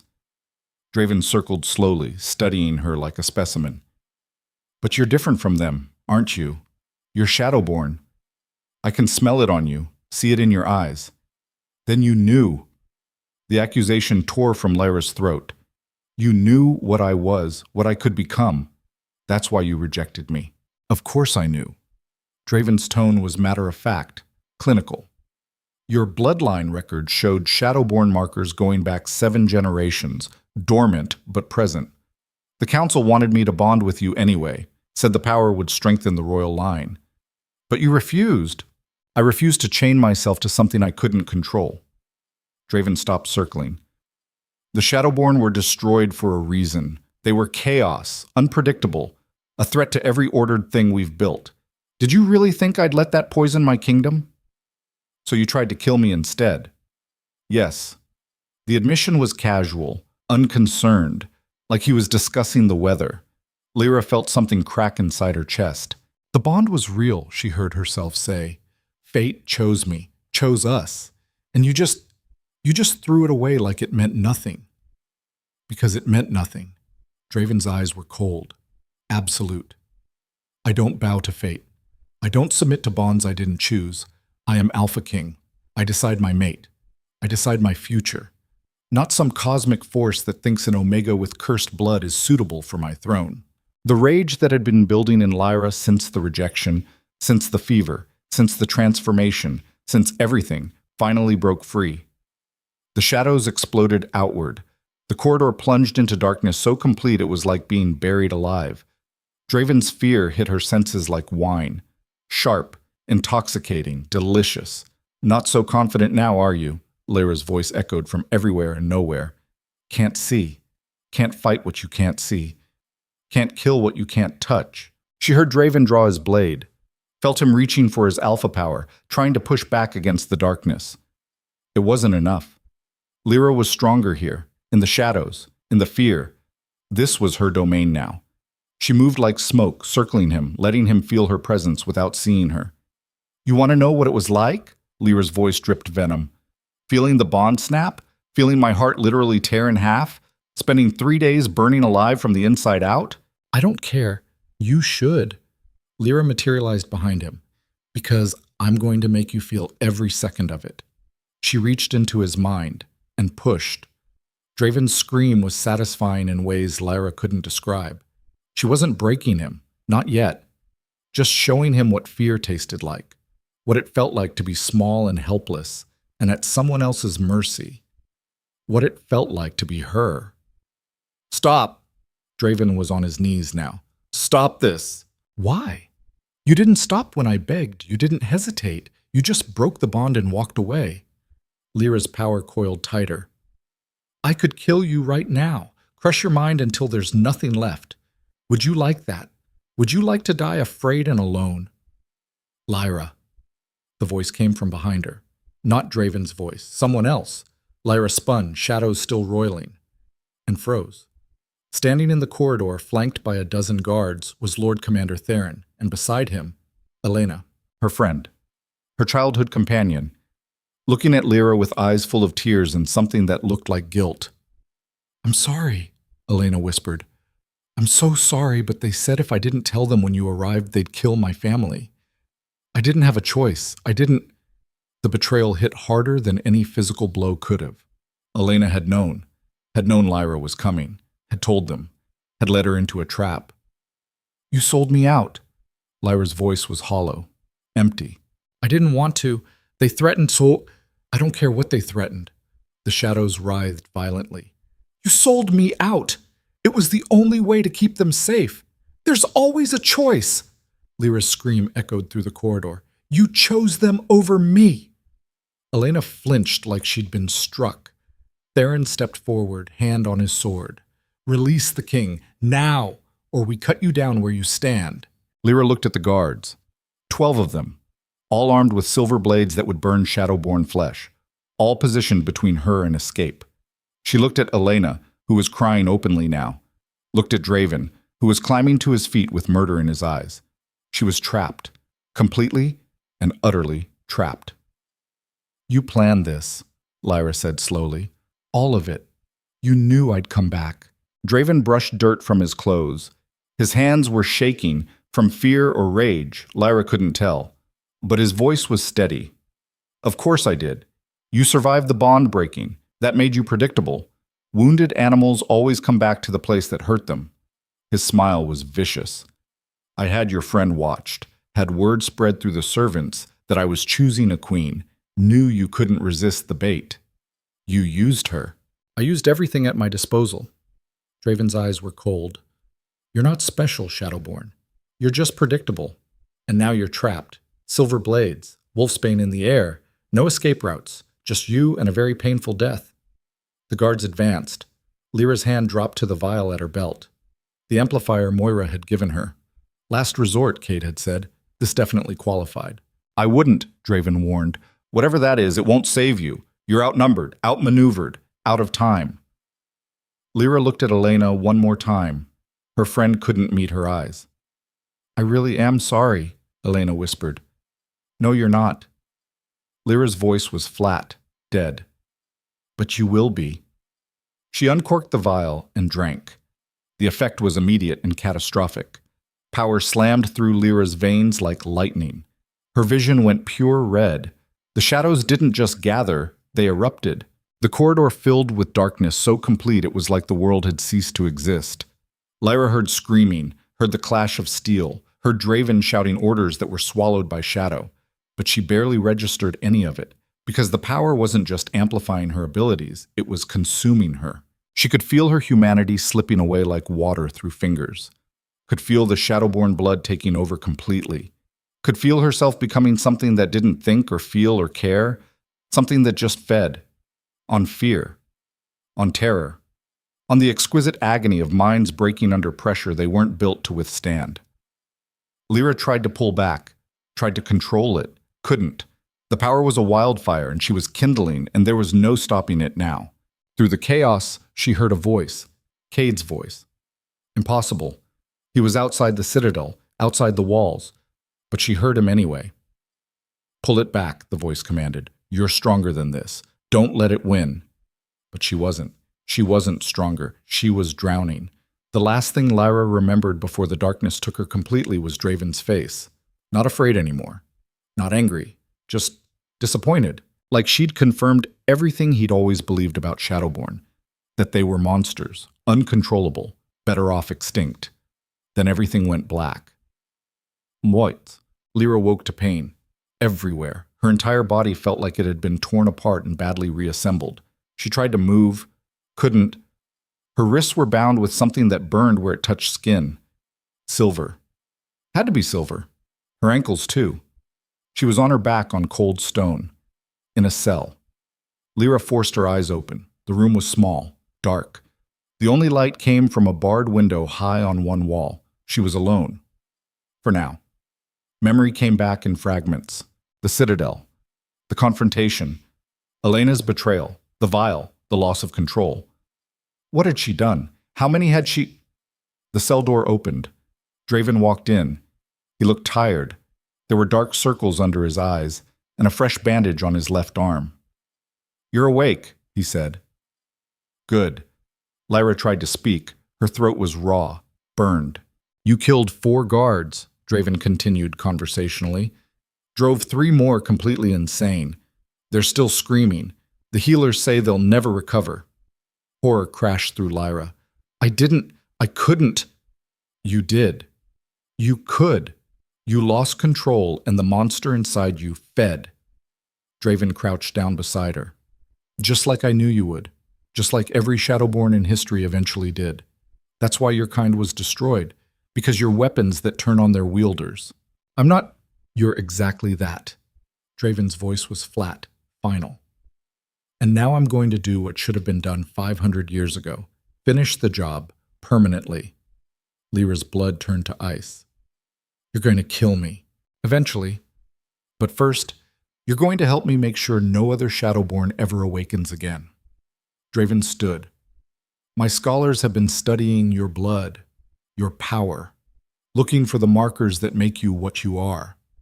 Once we isolate them, we can test for them in every bloodline. Find the dormant carriers, eliminate them before they become threats. That's genocide. That's prevention. Draven moved toward the door. You should be grateful, actually. Your death will save countless lives. Will protect the kingdom from ever facing another creature like you. I'm not a creature. I'm a person. You're an abomination. Draven's voice cut like a blade. And I'm going to erase you from history, just like the alphas before me erased your entire bloodline. There won't be songs about you, won't be stories, just a cautionary tale about what happens when we forget why some things should stay buried. He left. The door slammed shut. The lock clicked. Lyra lay on the cold stone and felt the weight of her failure crushing her chest. She'd come here for revenge, for justice, for closure. Instead, she'd proven Draven right. Proven that Shadowborn were dangerous, uncontrollable, better off dead. And now she was going to die in this cell, alone, forgotten, erased, just like he'd always wanted. Tears burned behind her eyes. She'd been so certain, so convinced that her power made her strong enough to face him. But strength wasn't enough. Not against someone who'd spent weeks planning for this exact scenario. Not against someone who knew her better than she knew herself. The door opened again. Lyra expected Draven. Instead, it was Elena. Her former friend looked awful, eyes red from crying, hands shaking as she held a tray of food. I brought you something to eat, Elena said quietly. I don't want it. You need to keep your strength up. For what? For the execution? Lyra laughed, and it came out sharp and broken. I'm not eating your guilt offering, Elena. Get out. Elena set the tray down anyway. I know you hate me. I know I don't deserve forgiveness. But I need you to understand they had my mother, my little sister. They said if I didn't cooperate, they'd... I don't care. Lyra's voice was ice. You made your choice. You chose them. I hope it was worth it. It wasn't, Elena's voice cracked. Watching them drag you away screaming, knowing I helped them, it wasn't worth anything. Then you should have thought of that before you betrayed me. Silence fell between them. Then Elena spoke again. Quieter, more careful. There might be a way out. Lyra's head snapped toward her. What? The scholar who's studying your blood. He's sympathetic, thinks what the king's doing is wrong. He might be willing to help you escape. Elena met her eyes. If you're willing to trust me one more time. Every instinct Lyra had screamed no. Elena had already betrayed her once. Why would this time be different? But what choice did she have? Die here in this cell? Or take a chance on the woman who'd sold her out? Why would you help me now? Lyra asked. What changed? I saw what you did to those guards, saw the power you have. Elena's expression was strange, intense. And I realized you could kill the king. You could actually do it. End his reign. Free all of us from what? Elena's laugh was bitter. From everything. From the fear. From the brutality. From serving a man who murders anyone who threatens his control. She leaned closer. Help us, Lyra. Use your power to destroy him, and we'll help you escape. Lyra stared at her. This felt wrong. Felt like another trap. But it was also the only option she had. Fine, she heard herself say. What do I need to do? Elena's smile was sharp, too sharp. First, you need to drink this. She pulled a vial from her pocket, different from Moira's amplifier. This liquid was clear, almost colorless. What is it? Something to suppress the silver poisoning in your system. Make you strong enough to shift when the time comes. Lyra looked at the vial, at Elena's face, at the barred window and locked door. She had no good options, only desperate ones. She took the vial, drank. and waited for whatever came next to either save her or the liquid burned going down. Not like Moira's amplifier. That had been fire and lightning. This was ice, cold enough to freeze Lyra's lungs mid-breath. She gasped, doubling over as the sensation spread through her veins like frost creeping across glass. "What?" The word came out strangled. "What did you give me?" Elena's expression didn't change. "Something to make you compliant." The world tilted. Lyra tried to stand. Her legs wouldn't work. The silver restraints suddenly felt like they were burning through to bone. Realization crashed through the fog in her mind. "You poisoned me. I saved you from yourself." Elena's voice was clinical, cold. "The king was right about Shadowborn. You're too dangerous, too unpredictable. Better to put you down quickly than let you suffer." Lyra's vision was graying at the edges. Her Shadowborn power, the thing that had become her lifeline, her strength, her weapon, was retreating, dying, being killed by whatever Elena had forced down her throat. "Why?" The question came out as a whisper. "Because he promised me my family's safety, promised me a position in the new court. All I had to do was make sure you drank it." Elena stood, brushing imaginary dust from her skirt. "You were always too trusting, Lyra, even after everything, even after I betrayed you the first time. You still wanted to believe people were good. I believed you were my friend. We were never friends. We were packmates. There's a difference." Elena moved toward the door. "Goodbye, Lyra. I hope the next life treats you better than this one did." The door closed. The lock clicked.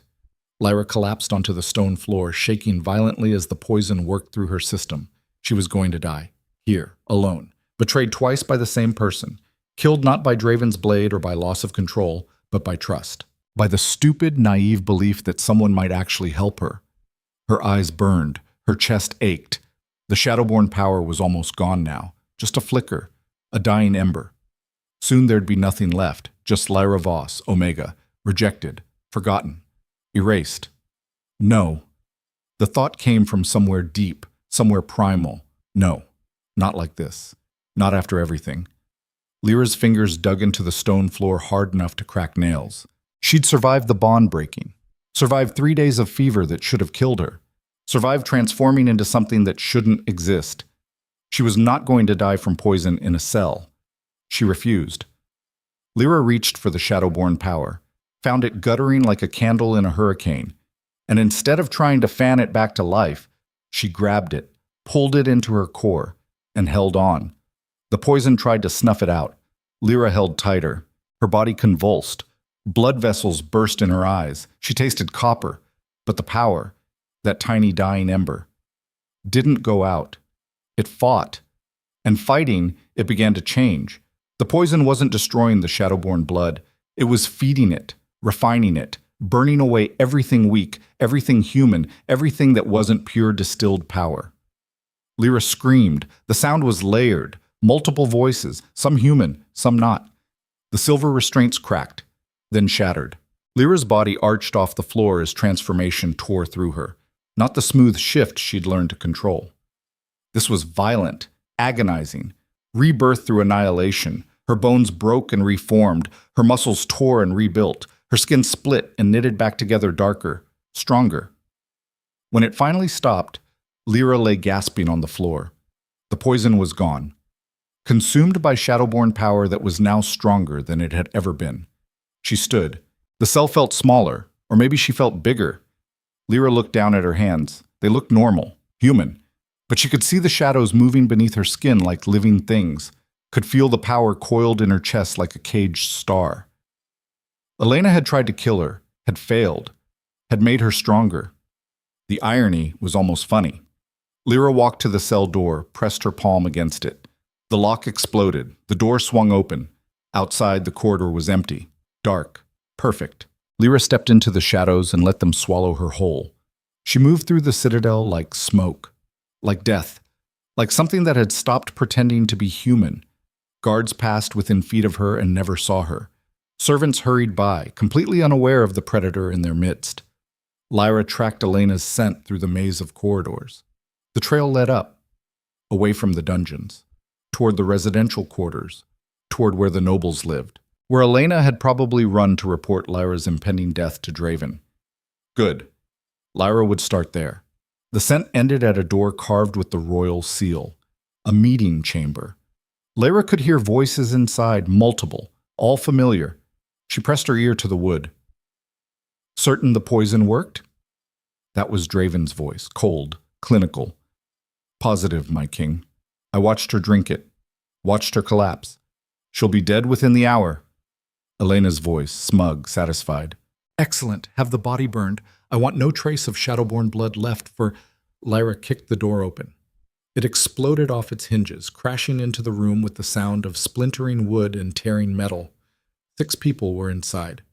Draven at the head of the table, Elena to his right, Lord Commander Theron, Lady Seraphine, the chosen queen-to-be, and 2 scholars Lyra didn't recognize. They all stared at her in frozen shock. Lyra smiled. Miss me? Draven recovered first. His hand went to his blade. That's impossible. The poison should have killed me. Yeah, it tried. Lyra stepped into the room. Shadows poured in with her, darkening the corners, swallowing the light. Want to know what happened instead? She looked at Elena. The woman had gone white as snow. It made me stronger. Lyra's hand shot out. Shadow tendrils wrapped around Elena's throat and yanked her across the room. Elena hit the wall hard enough to crack stone. You betrayed me twice, Lyra said softly. Fool me once, shame on you. Fool me twice. She tightened the shadows. Elena's scream cut off as her airway collapsed. I kill you. Release her! Draven was on his feet, blade drawn. Now! Why? She tried to murder me. I'm just returning the favor. She was following orders, my orders. Draven's eyes were ice. You want someone to blame. Blame me. Lyra laughed. It came out wrong. Layered, inhuman. Oh, I do blame you for everything, but she made her choices. Lyra looked at Elena's purple face, at the fear in her eyes. And choices have consequences.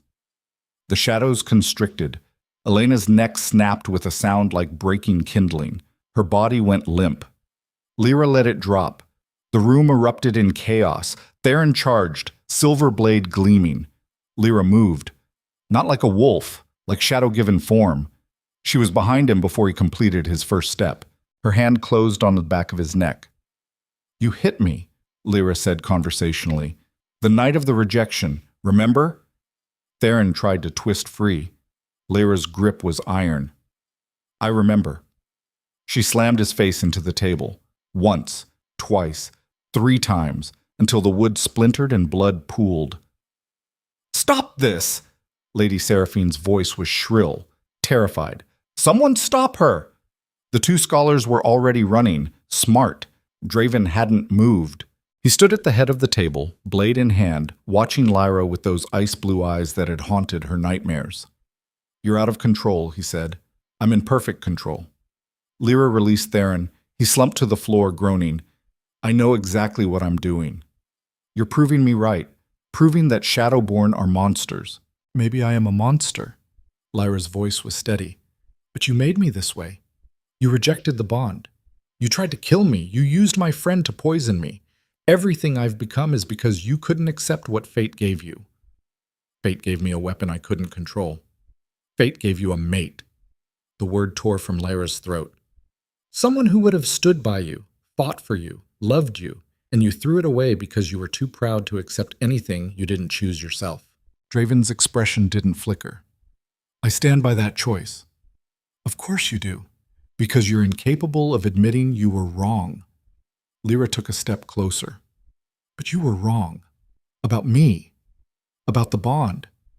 About everything. If I was wrong, you wouldn't be standing here ready to murder everyone in this room. I'm only going to murder one person. Lyra's eyes burned red. Can you guess who? Draven's grip tightened on his blade. You'll have to get through me first. That's the idea. They moved simultaneously. Draven was fast, alpha fast. His blade sang through the air aimed at Lyra's throat. She was faster, shadow fast. The blade passed through empty air. Lyra materialized behind him, shadows coiling around her fists. Her strike caught Draven in the ribs. He grunted, twisted, brought the blade around in a backhanded slash that would have decapitated her. Lyra ducked under it, swept his legs. Draven hit the ground, rolled, came up with the blade between them. You've learned to fight. I've learned to survive. Lyra circled. There's a difference. They clashed again. Blade met shadow. Alpha power met shadowborn fury. The room became a war zone. Draven was skilled, trained since childhood in combat. Every move was precise, efficient, deadly. But Lyra was rage-given form. She didn't fight like a warrior. She fought like someone with nothing left to lose. Draven's blade opened a gash across her shoulder. Blood sprayed. Lyra's shadows broke his wrist. Bone cracked. He roared. Shifted the blade to his other hand, kept fighting. They crashed through furniture, shattered windows, painted the walls with blood. Lady Seraphine was screaming somewhere, calling for guards. They'd come, eventually. But by then it would be over, one way or another. Lyra caught Draven's blade hand, shadows wrapped around his forearm like serpents. Did you feel anything? The question came out breathless, desperate. When you broke the bond? Did you feel anything at all? Draven's eyes met hers. No. The word was a knife to the heart. Lyra's control shattered. The shadows exploded outward with enough force to crack the walls. Draven screamed, not in pain, in fear, pure, undiluted fear as Lyra dragged him into darkness so complete it was like being buried alive. Then let me teach you. Lyra's voice echoed from everywhere and nowhere. Let me show you what it feels like to have your heart ripped out, to feel the bond snap, to know that the one person fate chose for you thinks you're worth less than nothing. She poured every ounce of agony from that night into Draven's mind, made him feel it, the rejection, the pain, the humiliation, made him live it the way she had lived it. Draven's scream went on and on and on. Somewhere in the chaos, Lyra heard doors slamming open, footsteps, shouts, guards flooding the room, but she didn't care. All that mattered was making Draven understand, making him hurt. Lyra! The voice cut through the darkness like a blade. Not Draven's voice, Cade's. Impossible. He was outside. He couldn't be. A hand grabbed her shoulder. Lyra spun, shadows lashing out instinctively. Cade caught her wrist. Stop. His eyes were gold and desperate. You're killing him. And if you kill him like this, you'll never come back. The Shadowborn will consume you completely. Good. Lyra's voice was layered. Wrong. Let it. I'm tired of fighting it. No, you're not. You're tired of hurting. There's a difference. He deserves this. Maybe he does. But you don't deserve to become the monster he always thought you were. Cade's grip tightened. You're better than this. Better than him. Prove it. Lyra wanted to tell him he was wrong. That she wasn't better. That she was exactly the monster Draven had feared. But looking at Cade's face, at the belief in his eyes, something in her chest cracked. Slowly, agonizingly. She pulled the shadows back. The darkness receded. The room came back into focus. Draven was on the floor, shaking, eyes wide and glassy, blood trickling from his nose. Alive. Broken, but alive. Around them, guards stood frozen. At least 20 of them, all with silver weapons drawn, all terrified to move. Lyra looked at the carnage she'd created. Elena's body against the wall. Theron unconscious in a pool of blood. The shattered furniture and cracked walls. And Draven, the Alpha King, the most powerful man in 5 generations, reduced to a trembling mess on the floor. I could have killed you, Lyra said quietly. Could have crushed your mind until there was nothing left. Do you understand that? Draven didn't answer, couldn't answer. That's what you created when you rejected me. That's what your pride and your fear brought into existence. Lyra turned to the guards. Tell everyone what you saw here. Tell them the rejected Omega came back. Tell them she beat your king, and tell them she chose mercy when she could have chosen death. She looked at Cade. We need to leave. Now. Agreed. They moved toward the shattered window. Stop them, Lady Seraphine's voice was shrill. Don't let them escape. The guards didn't move. They were too afraid. Lyra and Cade jumped, 3 stories down to the courtyard below. Lyra landed in a crouch, shadows cushioning the impact. Cade hit and rolled, coming up running. The gates are sealed, he pointed. We'll have to... No, we won't. Lyra reached for the Shadowborn power. It answered instantly, eagerly. The shadows gathered beneath them like a living carpet, and lifted. Suddenly they were flying, soaring over the courtyard, over the walls, over the shouting guards and the chaos behind them, over everything. Lyra had never done this before, hadn't known it was possible, but the Shadowborn power seemed limitless now, capable of anything. They cleared the outer wall and Lyra let the shadows descend. They touched down in the forest at a dead run. Behind them, alarm bells rang. Ahead, the blackwood stretched dark and deep. They ran until Lyra's lungs burned, until her legs trembled, until the citadel was nothing but a distant glow on the horizon. Finally, Cade slowed. Stopped. What the hell were you thinking? He grabbed her shoulders. Walking into the citadel alone? You could have been killed. I was. Lyra's voice was hollow. Elena poisoned me. Should have died. Didn't. What? She told him. Everything. The cell. The betrayal. The poison that had somehow made her stronger instead of killing her. Cade's expression went through shock, rage, and finally something that looked like awe. You're unkillable now. Is that it?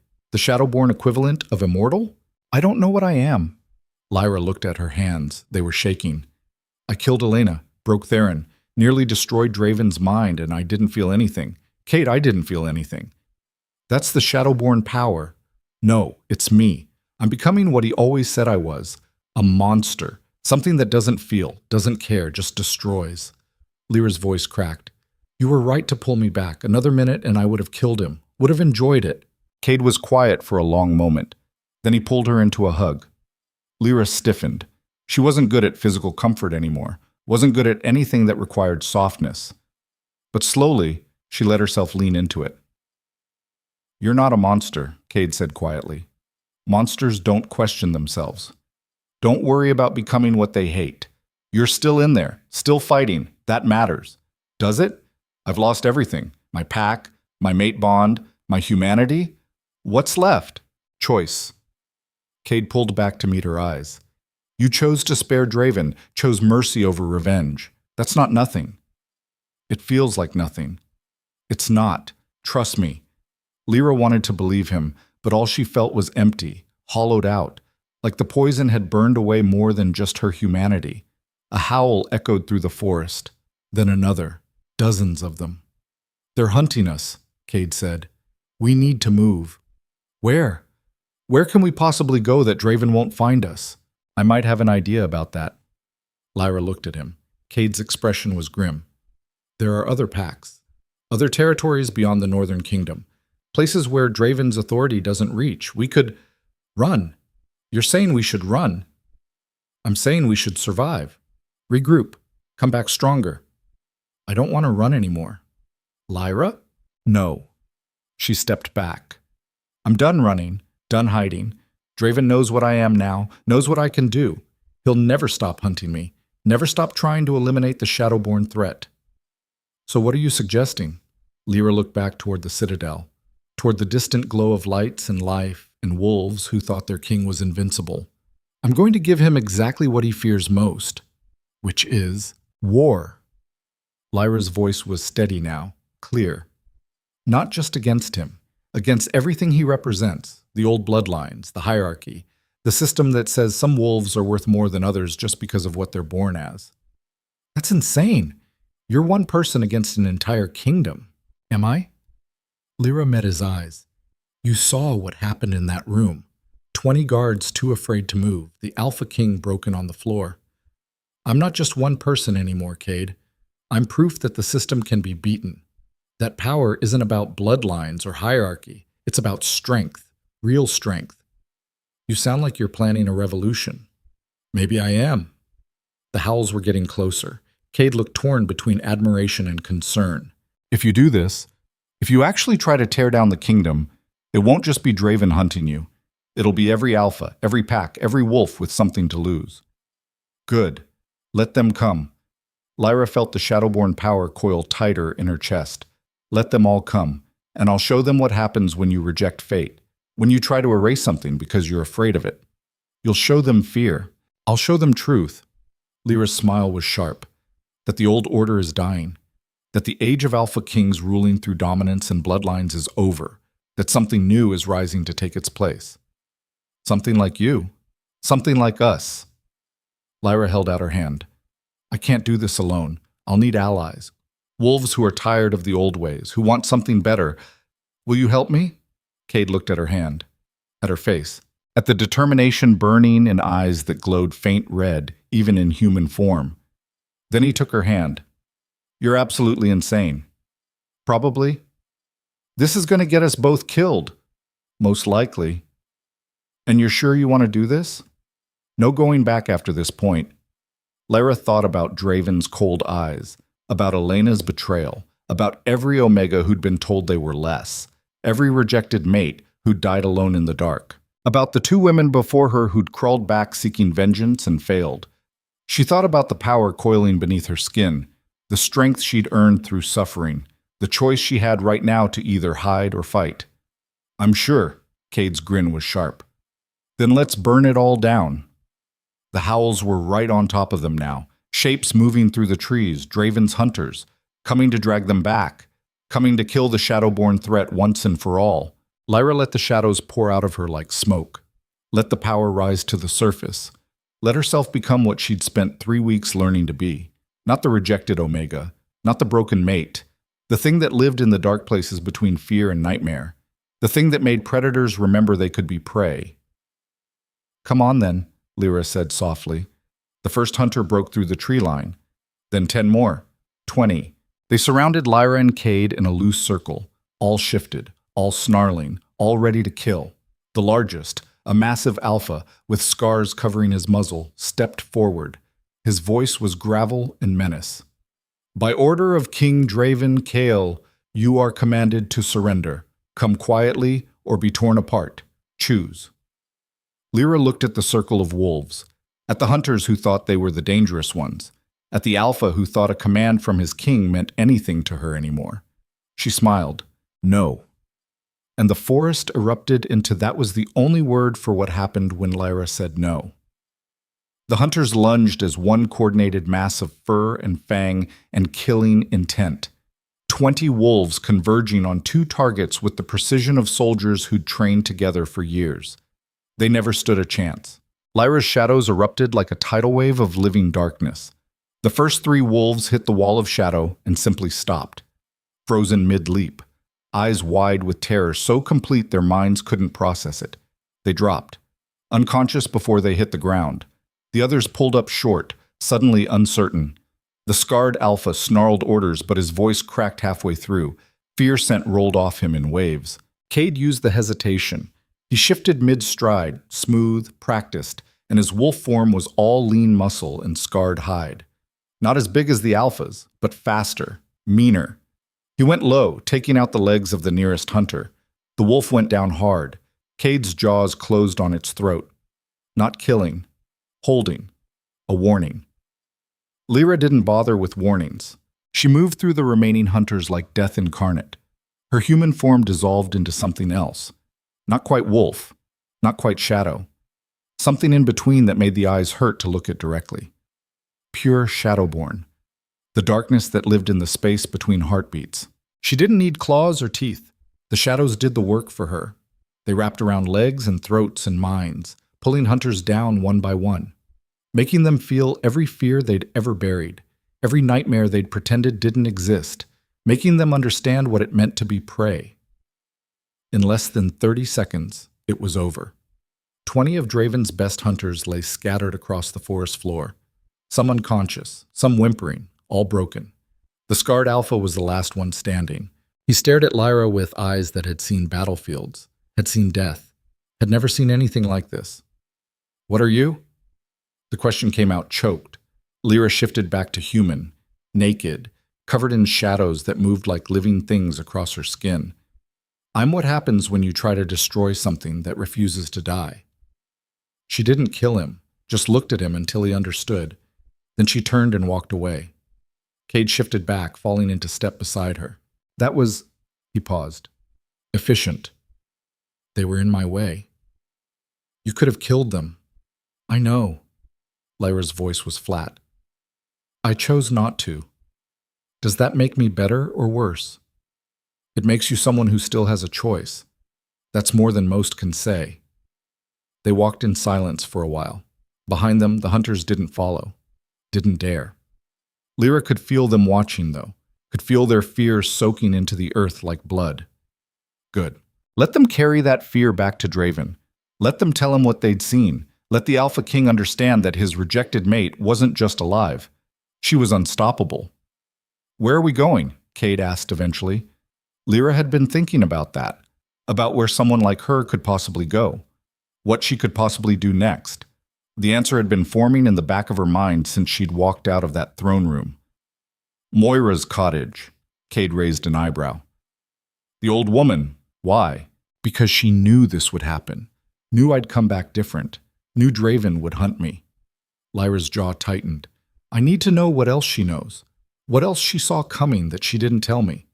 You think she's been playing you? I think everyone's been playing me. At least Moira's honest about being manipulative. Cade snorted. Fair point. They reached Moira's clearing as the sun was rising. The cottage looked exactly the same. Moss-covered, vine-wrapped, like something that had grown from the forest floor rather than being built. The door opened before they reached it. Moira stood in the threshold, looking unsurprised to see them. The Shadowborn returns, with her lone wolf in tow. Her smile was knowing. I take it the Citadel didn't go as planned? You knew it wouldn't. Lyra's voice was hard. You knew Draven had set a trap, knew Elena would betray me, but you let me walk into it anyway. Of course I did. Moira stepped aside, gesturing them in. You needed to see what you were truly capable of, needed to understand that the girl who knelt before the king was dead. Only by facing death yourself could you fully embrace what you've become. You used me. I prepared you. Moira's tone sharpened. There's a difference. Now come inside. We have much to discuss and very little time. Lyra wanted to refuse, wanted to turn around and walk away from this manipulative old woman and her schemes, but she needed answers more than she needed pride. She went inside. The cottage interior was different. The books were gone. In their place, maps covered every surface. Detailed diagrams of territories, pack boundaries, trade routes, battle plans. What is all this? Cade asked. The future. Moira moved to the largest map, a representation of the entire Northern Territory. Or one possible version of it. Draven's kingdom is fracturing, has been for years. He rules through fear and force, but that only works until something more frightening comes along. She looked at Lyra. Something like you. I don't want to rule. The words came out automatic. No. You want revenge.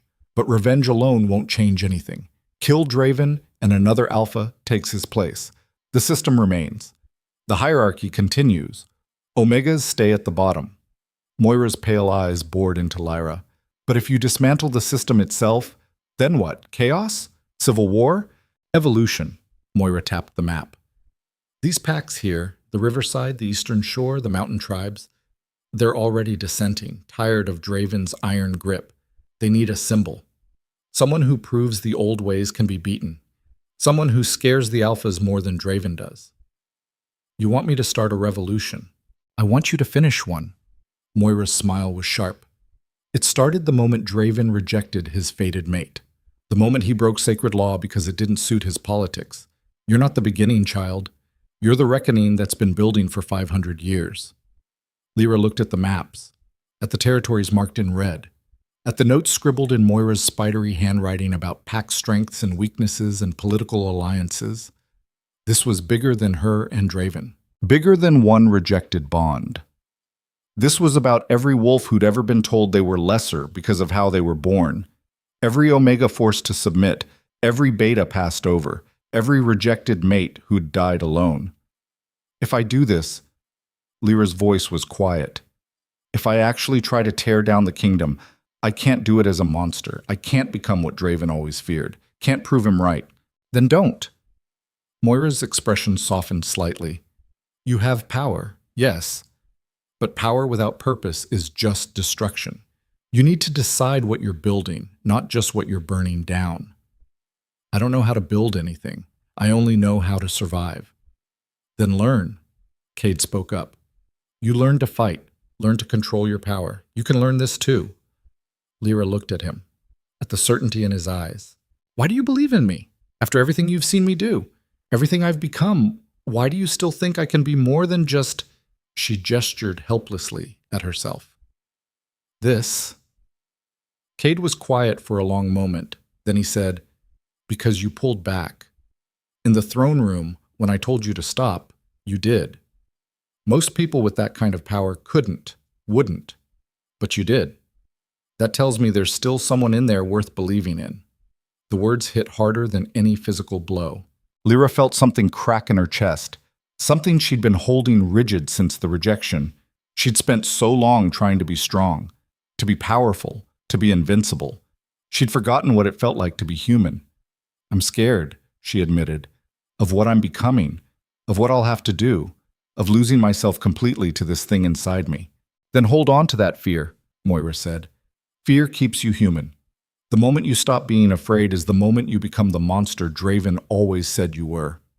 A howl echoed in the distance, then another, more hunters. Draven wasn't giving up. They'll keep coming, Cade said. He'll throw every soldier he has at you until one of them gets lucky or you make a mistake. Then I need to end this. Lyra straightened. Not by hiding, not by running, by facing him, one final time. No ambushes, no tricks, just me and him and the bond he broke. That's suicide, Moira said flatly. Maybe, but it's also the only way forward. If I want wolves to follow me, I need to prove I can beat him. Not through shadow manipulation or fear in a fair fight. Alpha to... She paused. Whatever I am now. You'll die. Probably. But I'll die on my feet fighting for something that matters. That's more than most people get. Cade grabbed her arm. Lyra, wait. Think about this. There has to be another way. There isn't. You know there isn't. Lyra met his eyes. Draven will never stop, never accept my existence. The only way this ends is with one of us dead. I'd rather it happen on my terms than his. Then I'm coming with you. No. Lyra, no.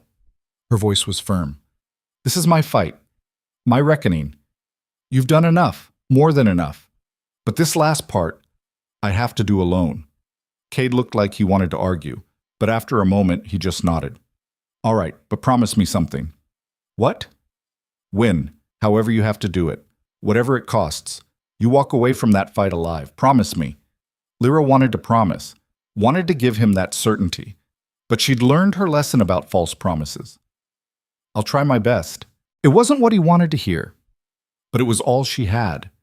Moira was watching them with those knowing eyes.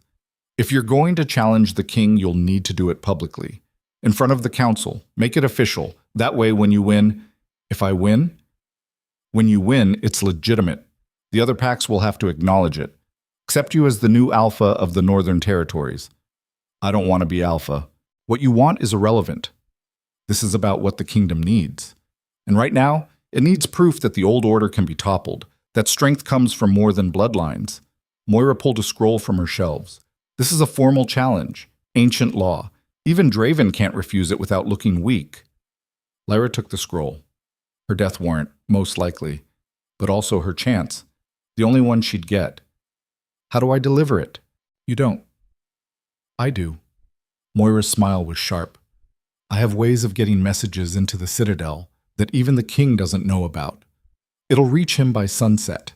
The challenge will be set for tomorrow at dawn. The old dueling grounds north of the Citadel. Neutral territory. No interference from guards or allies. Just you and him until one yields or dies. He won't yield. Neither will you. Which is why this will likely end in blood. Moira met her gaze. Are you prepared for that? To kill your fated mate? Because that bond might be broken, but the connection remains. Killing him will hurt you in ways you can't imagine. Lyra thought about Draven's cold eyes, his contemptuous voice, the way he'd looked at her like she was nothing. I'm prepared. She wasn't sure if that was true, but she said it with enough conviction that Moira nodded. Then rest. Eat. Prepare yourself. The old woman moved toward the door. I'll send the challenge. Tomorrow, everything changes, one way or another. She left. Cade and Lyra sat in silence for a long time. Finally, Cade said, You know you don't have to do this. We could still run. Go far enough that Draven's reach doesn't extend. start over somewhere new, and live the rest of my life looking over my shoulder, knowing he's out there, knowing what he did to me and to the mates before me? Lyra shook her head. I can't live like that. I won't. Even if it kills you? Even then, Cade sighed. You're the most stubborn person I've ever met. I've been told that before. They spent the rest of the day preparing. Cade showed her close combat techniques that worked against larger opponents. Moira provided weapons, silver blades that burned to touch, but might be the difference between life and death if the fight went wrong. As the sun set, Lyra stood at the edge of the clearing and looked toward the distant glow of the citadel. Tomorrow, she'd walk into that place one final time, and either she'd walk out victorious, or she wouldn't walk out at all. Cade found her there as darkness fell. Can't sleep? Too wired. Lyra didn't look at him. Keep thinking about all the ways this could go wrong. And all the ways it could go right? There aren't many of those. Cade was quiet for a moment. Then he said, For what it's worth, I think you can win. Not because you're stronger or faster or more powerful, but because you have something he doesn't. What's that? A reason to fight beyond yourself. Draven fights for his kingdom, his legacy, his pride. But you're fighting for every wolf who was ever told they didn't matter. That's stronger than any alpha power. Lyra finally looked at him. When did you become an optimist? Around the same time I met a crazy Omega who refused to stay dead. His smile was warm. You change things, Lyra. Whether you win tomorrow or not, you prove that the system can be challenged. That's not nothing. It won't be enough if I lose. Then don't lose. Simple advice. Impossible to follow. But Lyra appreciated it anyway. They stood together in comfortable silence until the moon rose, red again, like it had been the night everything changed, like it knew what was coming. Dawn broke cold and clear. Lyra stood at the edge of the dueling grounds and watched the sun crawl above the horizon. The field was ancient, scarred from centuries of challenges fought and blood spilled. The ground was hard-packed dirt marked with runes that probably predated the kingdom itself. Neutral territory, sacred ground, where disputes were settled the old way, through combat, to the death. Lyra was alone. She'd insisted on it. Cade had wanted to come, but she'd made him stay at Moira's cottage. This was something she had to face by herself. On the opposite side of the field, figures appeared. Draven, flanked by his council, his chosen queen, his guards. He'd brought an audience. Of course he had. He wanted witnesses when he killed the Shadowborn threat. Wanted everyone to see that he was still the strongest, still unbeatable, still king. They approached across the field. Draven in the lead. Still moving with that liquid confidence, still beautiful in that brutal way. Still the man fate had chosen for her. And still the man who'd rejected her without hesitation. They stopped 10 feet apart. For a long moment, they just looked at each other. You came, Draven said finally. You issued the challenge. I accepted. What else would I do? Run. Hide. Survive. His ice blue eyes were unreadable. Instead, you walked into certain death. I can't decide if that's brave or stupid. Does it matter? Not particularly. You'll be dead either way. Lyra smiled. We'll see about that. One of the council members stepped forward, an ancient wolf with more scars than fur. This is a formal challenge under the old law. Combat to yield or death. No interference, no mercy. The winner claims authority over the disputed territory, in this case the life and freedom of Lyra Voss, called Shadowborn. Do both parties accept these terms? I accept, Draven said. I accept, Lyra echoed. Then begin. The council member stepped back. Draven and Lyra circled slowly. Last chance, Draven said. Yield now. I'll make it quick. No. Then die knowing you brought this on yourself. He attacked. Not with a blade, not with claws. Pure alpha power. Dominance made manifest. It crashed into Lyra like a tidal wave, trying to force her to her knees, to submit, to acknowledge him as the stronger wolf. It had probably worked on every opponent he'd ever faced. It didn't work on her. Lyra wasn't wolf anymore. Not entirely. The alpha power washed over her Shadowborn nature like water off stone. She smiled. My turn? Shadow exploded outward. The counselors gasped. Draven's guard stepped back involuntarily. Only Draven held his ground, but Lyra saw the flicker of uncertainty in his eyes. Good. Let him doubt. They came together in the center of the field like thunderstorms colliding. Alpha power met shadowborn fury. Draven's claws raked across Lyra's ribs. She felt skin part, felt blood flow, ignored it. Her shadows wrapped around his throat, squeezed. Draven gagged, twisted, broke free with raw strength. His fist caught her jaw. Stars exploded across her vision. She retaliated with shadow claws that opened 4 parallel lines across his chest. They broke apart, circled, both breathing hard, both bleeding, both refusing to yield. You've gotten stronger, Draven admitted. You have no idea. They clashed again, and again, and again. The fight became a blur of blood and shadow and desperation. Draven fought like a king defending his throne.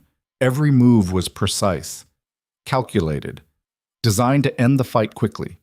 Lyra fought like someone with nothing left to lose.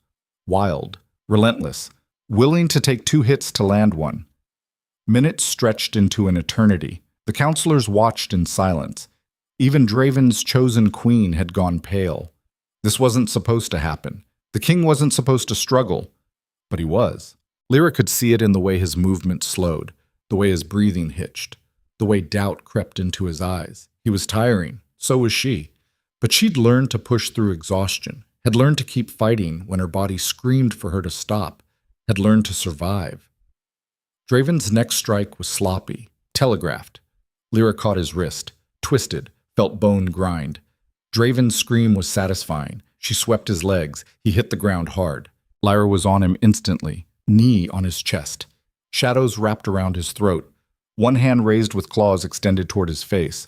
One strike and it would be over. She'd won. Do it, Draven growled. Finish it. Lyra looked down at him, at the man who'd rejected her, who'd tried to kill her, who'd used her friend to poison her, who was also her fated mate. The bond might be broken, but she could still feel the echo of it. That pull, that connection. Killing him would sever it permanently, would destroy the last piece of the girl she'd been. Do it, Draven's voice cracked. Or I swear when I get up, I'll tear you apart. No, you won't. Lyra's claws hovered inches from his throat. She could do it. Should do it. Everything in her screamed to end this, to take revenge for every moment of pain he'd caused. But looking at his face, at the fear and rage and something that might have been regret buried deep, she saw what she'd become, saw what killing him would make her. The monster he'd always feared, the thing that couldn't feel, couldn't forgive, could only destroy. Slowly, Lyra pulled her hand back, stood, stepped away. I yield. The words fell into silence like stones into still water. Draven stared at her. What? I yield. You win. The challenge is yours. Lyra's voice was steady. But I'm not running, I'm not hiding, and I'm not dying. I'm just choosing not to become what you always said I was. You're letting me live? After everything I did to you? I'm letting us both live. There's a difference. Lyra looked at the assembled council, at the guards, at Lady Seraphine's shocked face. I could have killed him. Everyone here saw that, but I chose mercy instead. Let that be the story you tell. Let that be what spreads through the territories. She turned back to Draven. You rejected me because you were afraid I couldn't be controlled. You were right. I can't. But that doesn't make me a monster. It makes me free. And that freedom, that choice, that's more powerful than any throne you could ever sit on. Draven struggled to his feet. Blood dripped from a dozen wounds. His wrist hung at an odd angle. But his eyes were different now. The contempt was gone, replaced by something that looked almost like respect. You're insane, he said. Probably, but I'm alive. And I'm free. And that's more than I would have been if I'd killed you. Lyra met his gaze one final time.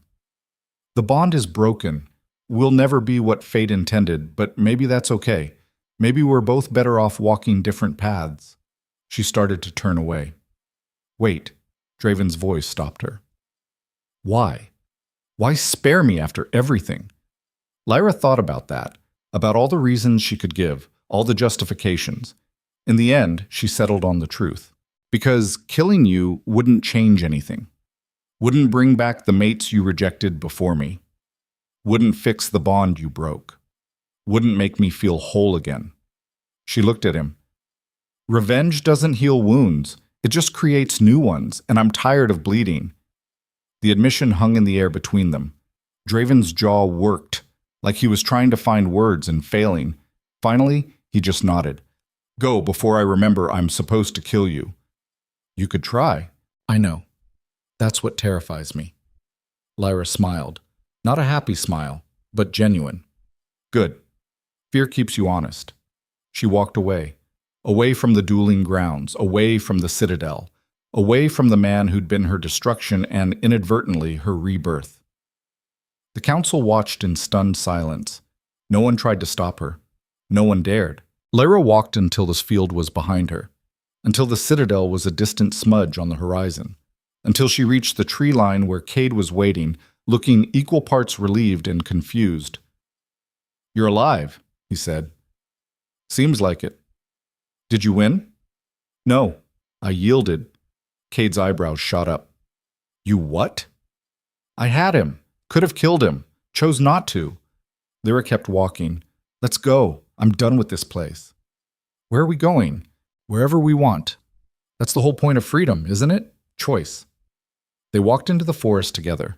Behind them, the citadel loomed, a monument to power and hierarchy and tradition. Ahead, the world stretched vast and unknown. And for the first time in her life, Lyra Voss wasn't afraid of it.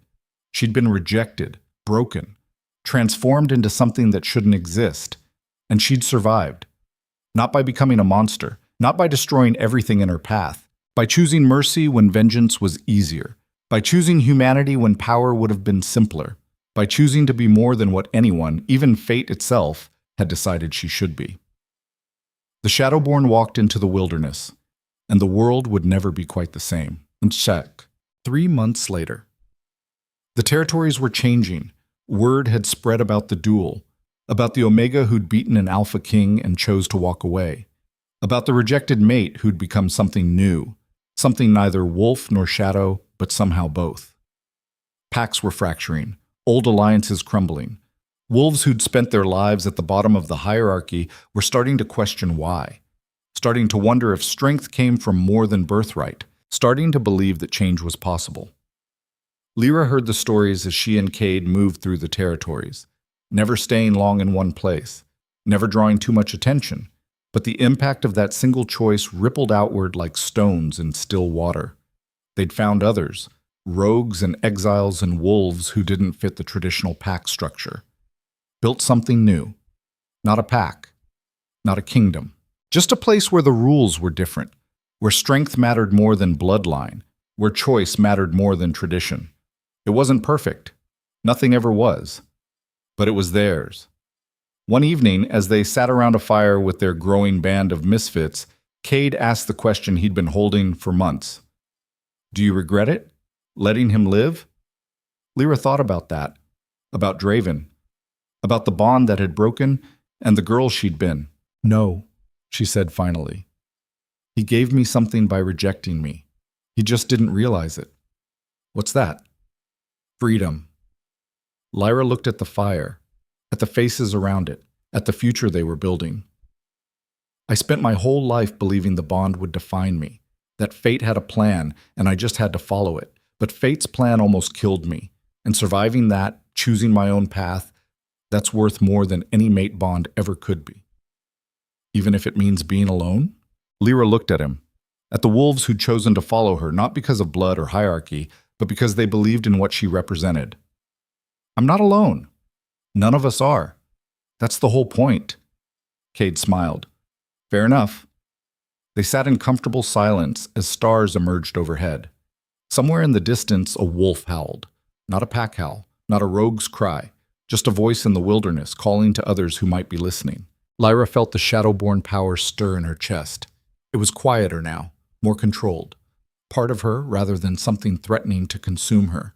She'd learned to live with it, to accept it, to use it when necessary but not let it define her. She was Shadowborn, yes, but she was also Lyra Voss, Omega, rejected mate, survivor, and that was enough. The fire crackled. Someone started singing, an old song about wanderers and wild places. Others joined in. Lyra closed her eyes and let the sound wash over her. She'd lost everything, her pack, her mate, her old life. But she'd gained something too, herself, whole, free, unbroken. And as the song rose into the night sky, carrying with it hope and defiance and the promise of something new, Lyra smiled. The rejected Omega had become a legend. The broken mate had become a symbol. The Shadowborn had become hope. And somewhere in the Citadel, sitting on a throne that suddenly felt less secure, an Alpha King stared into the darkness and wondered if he'd made the biggest mistake of his life. If the mate he'd rejected might have been the only thing that could have saved him from what was coming. Because the world was changing, and change, once started, was impossible to stop. Wushik. The end.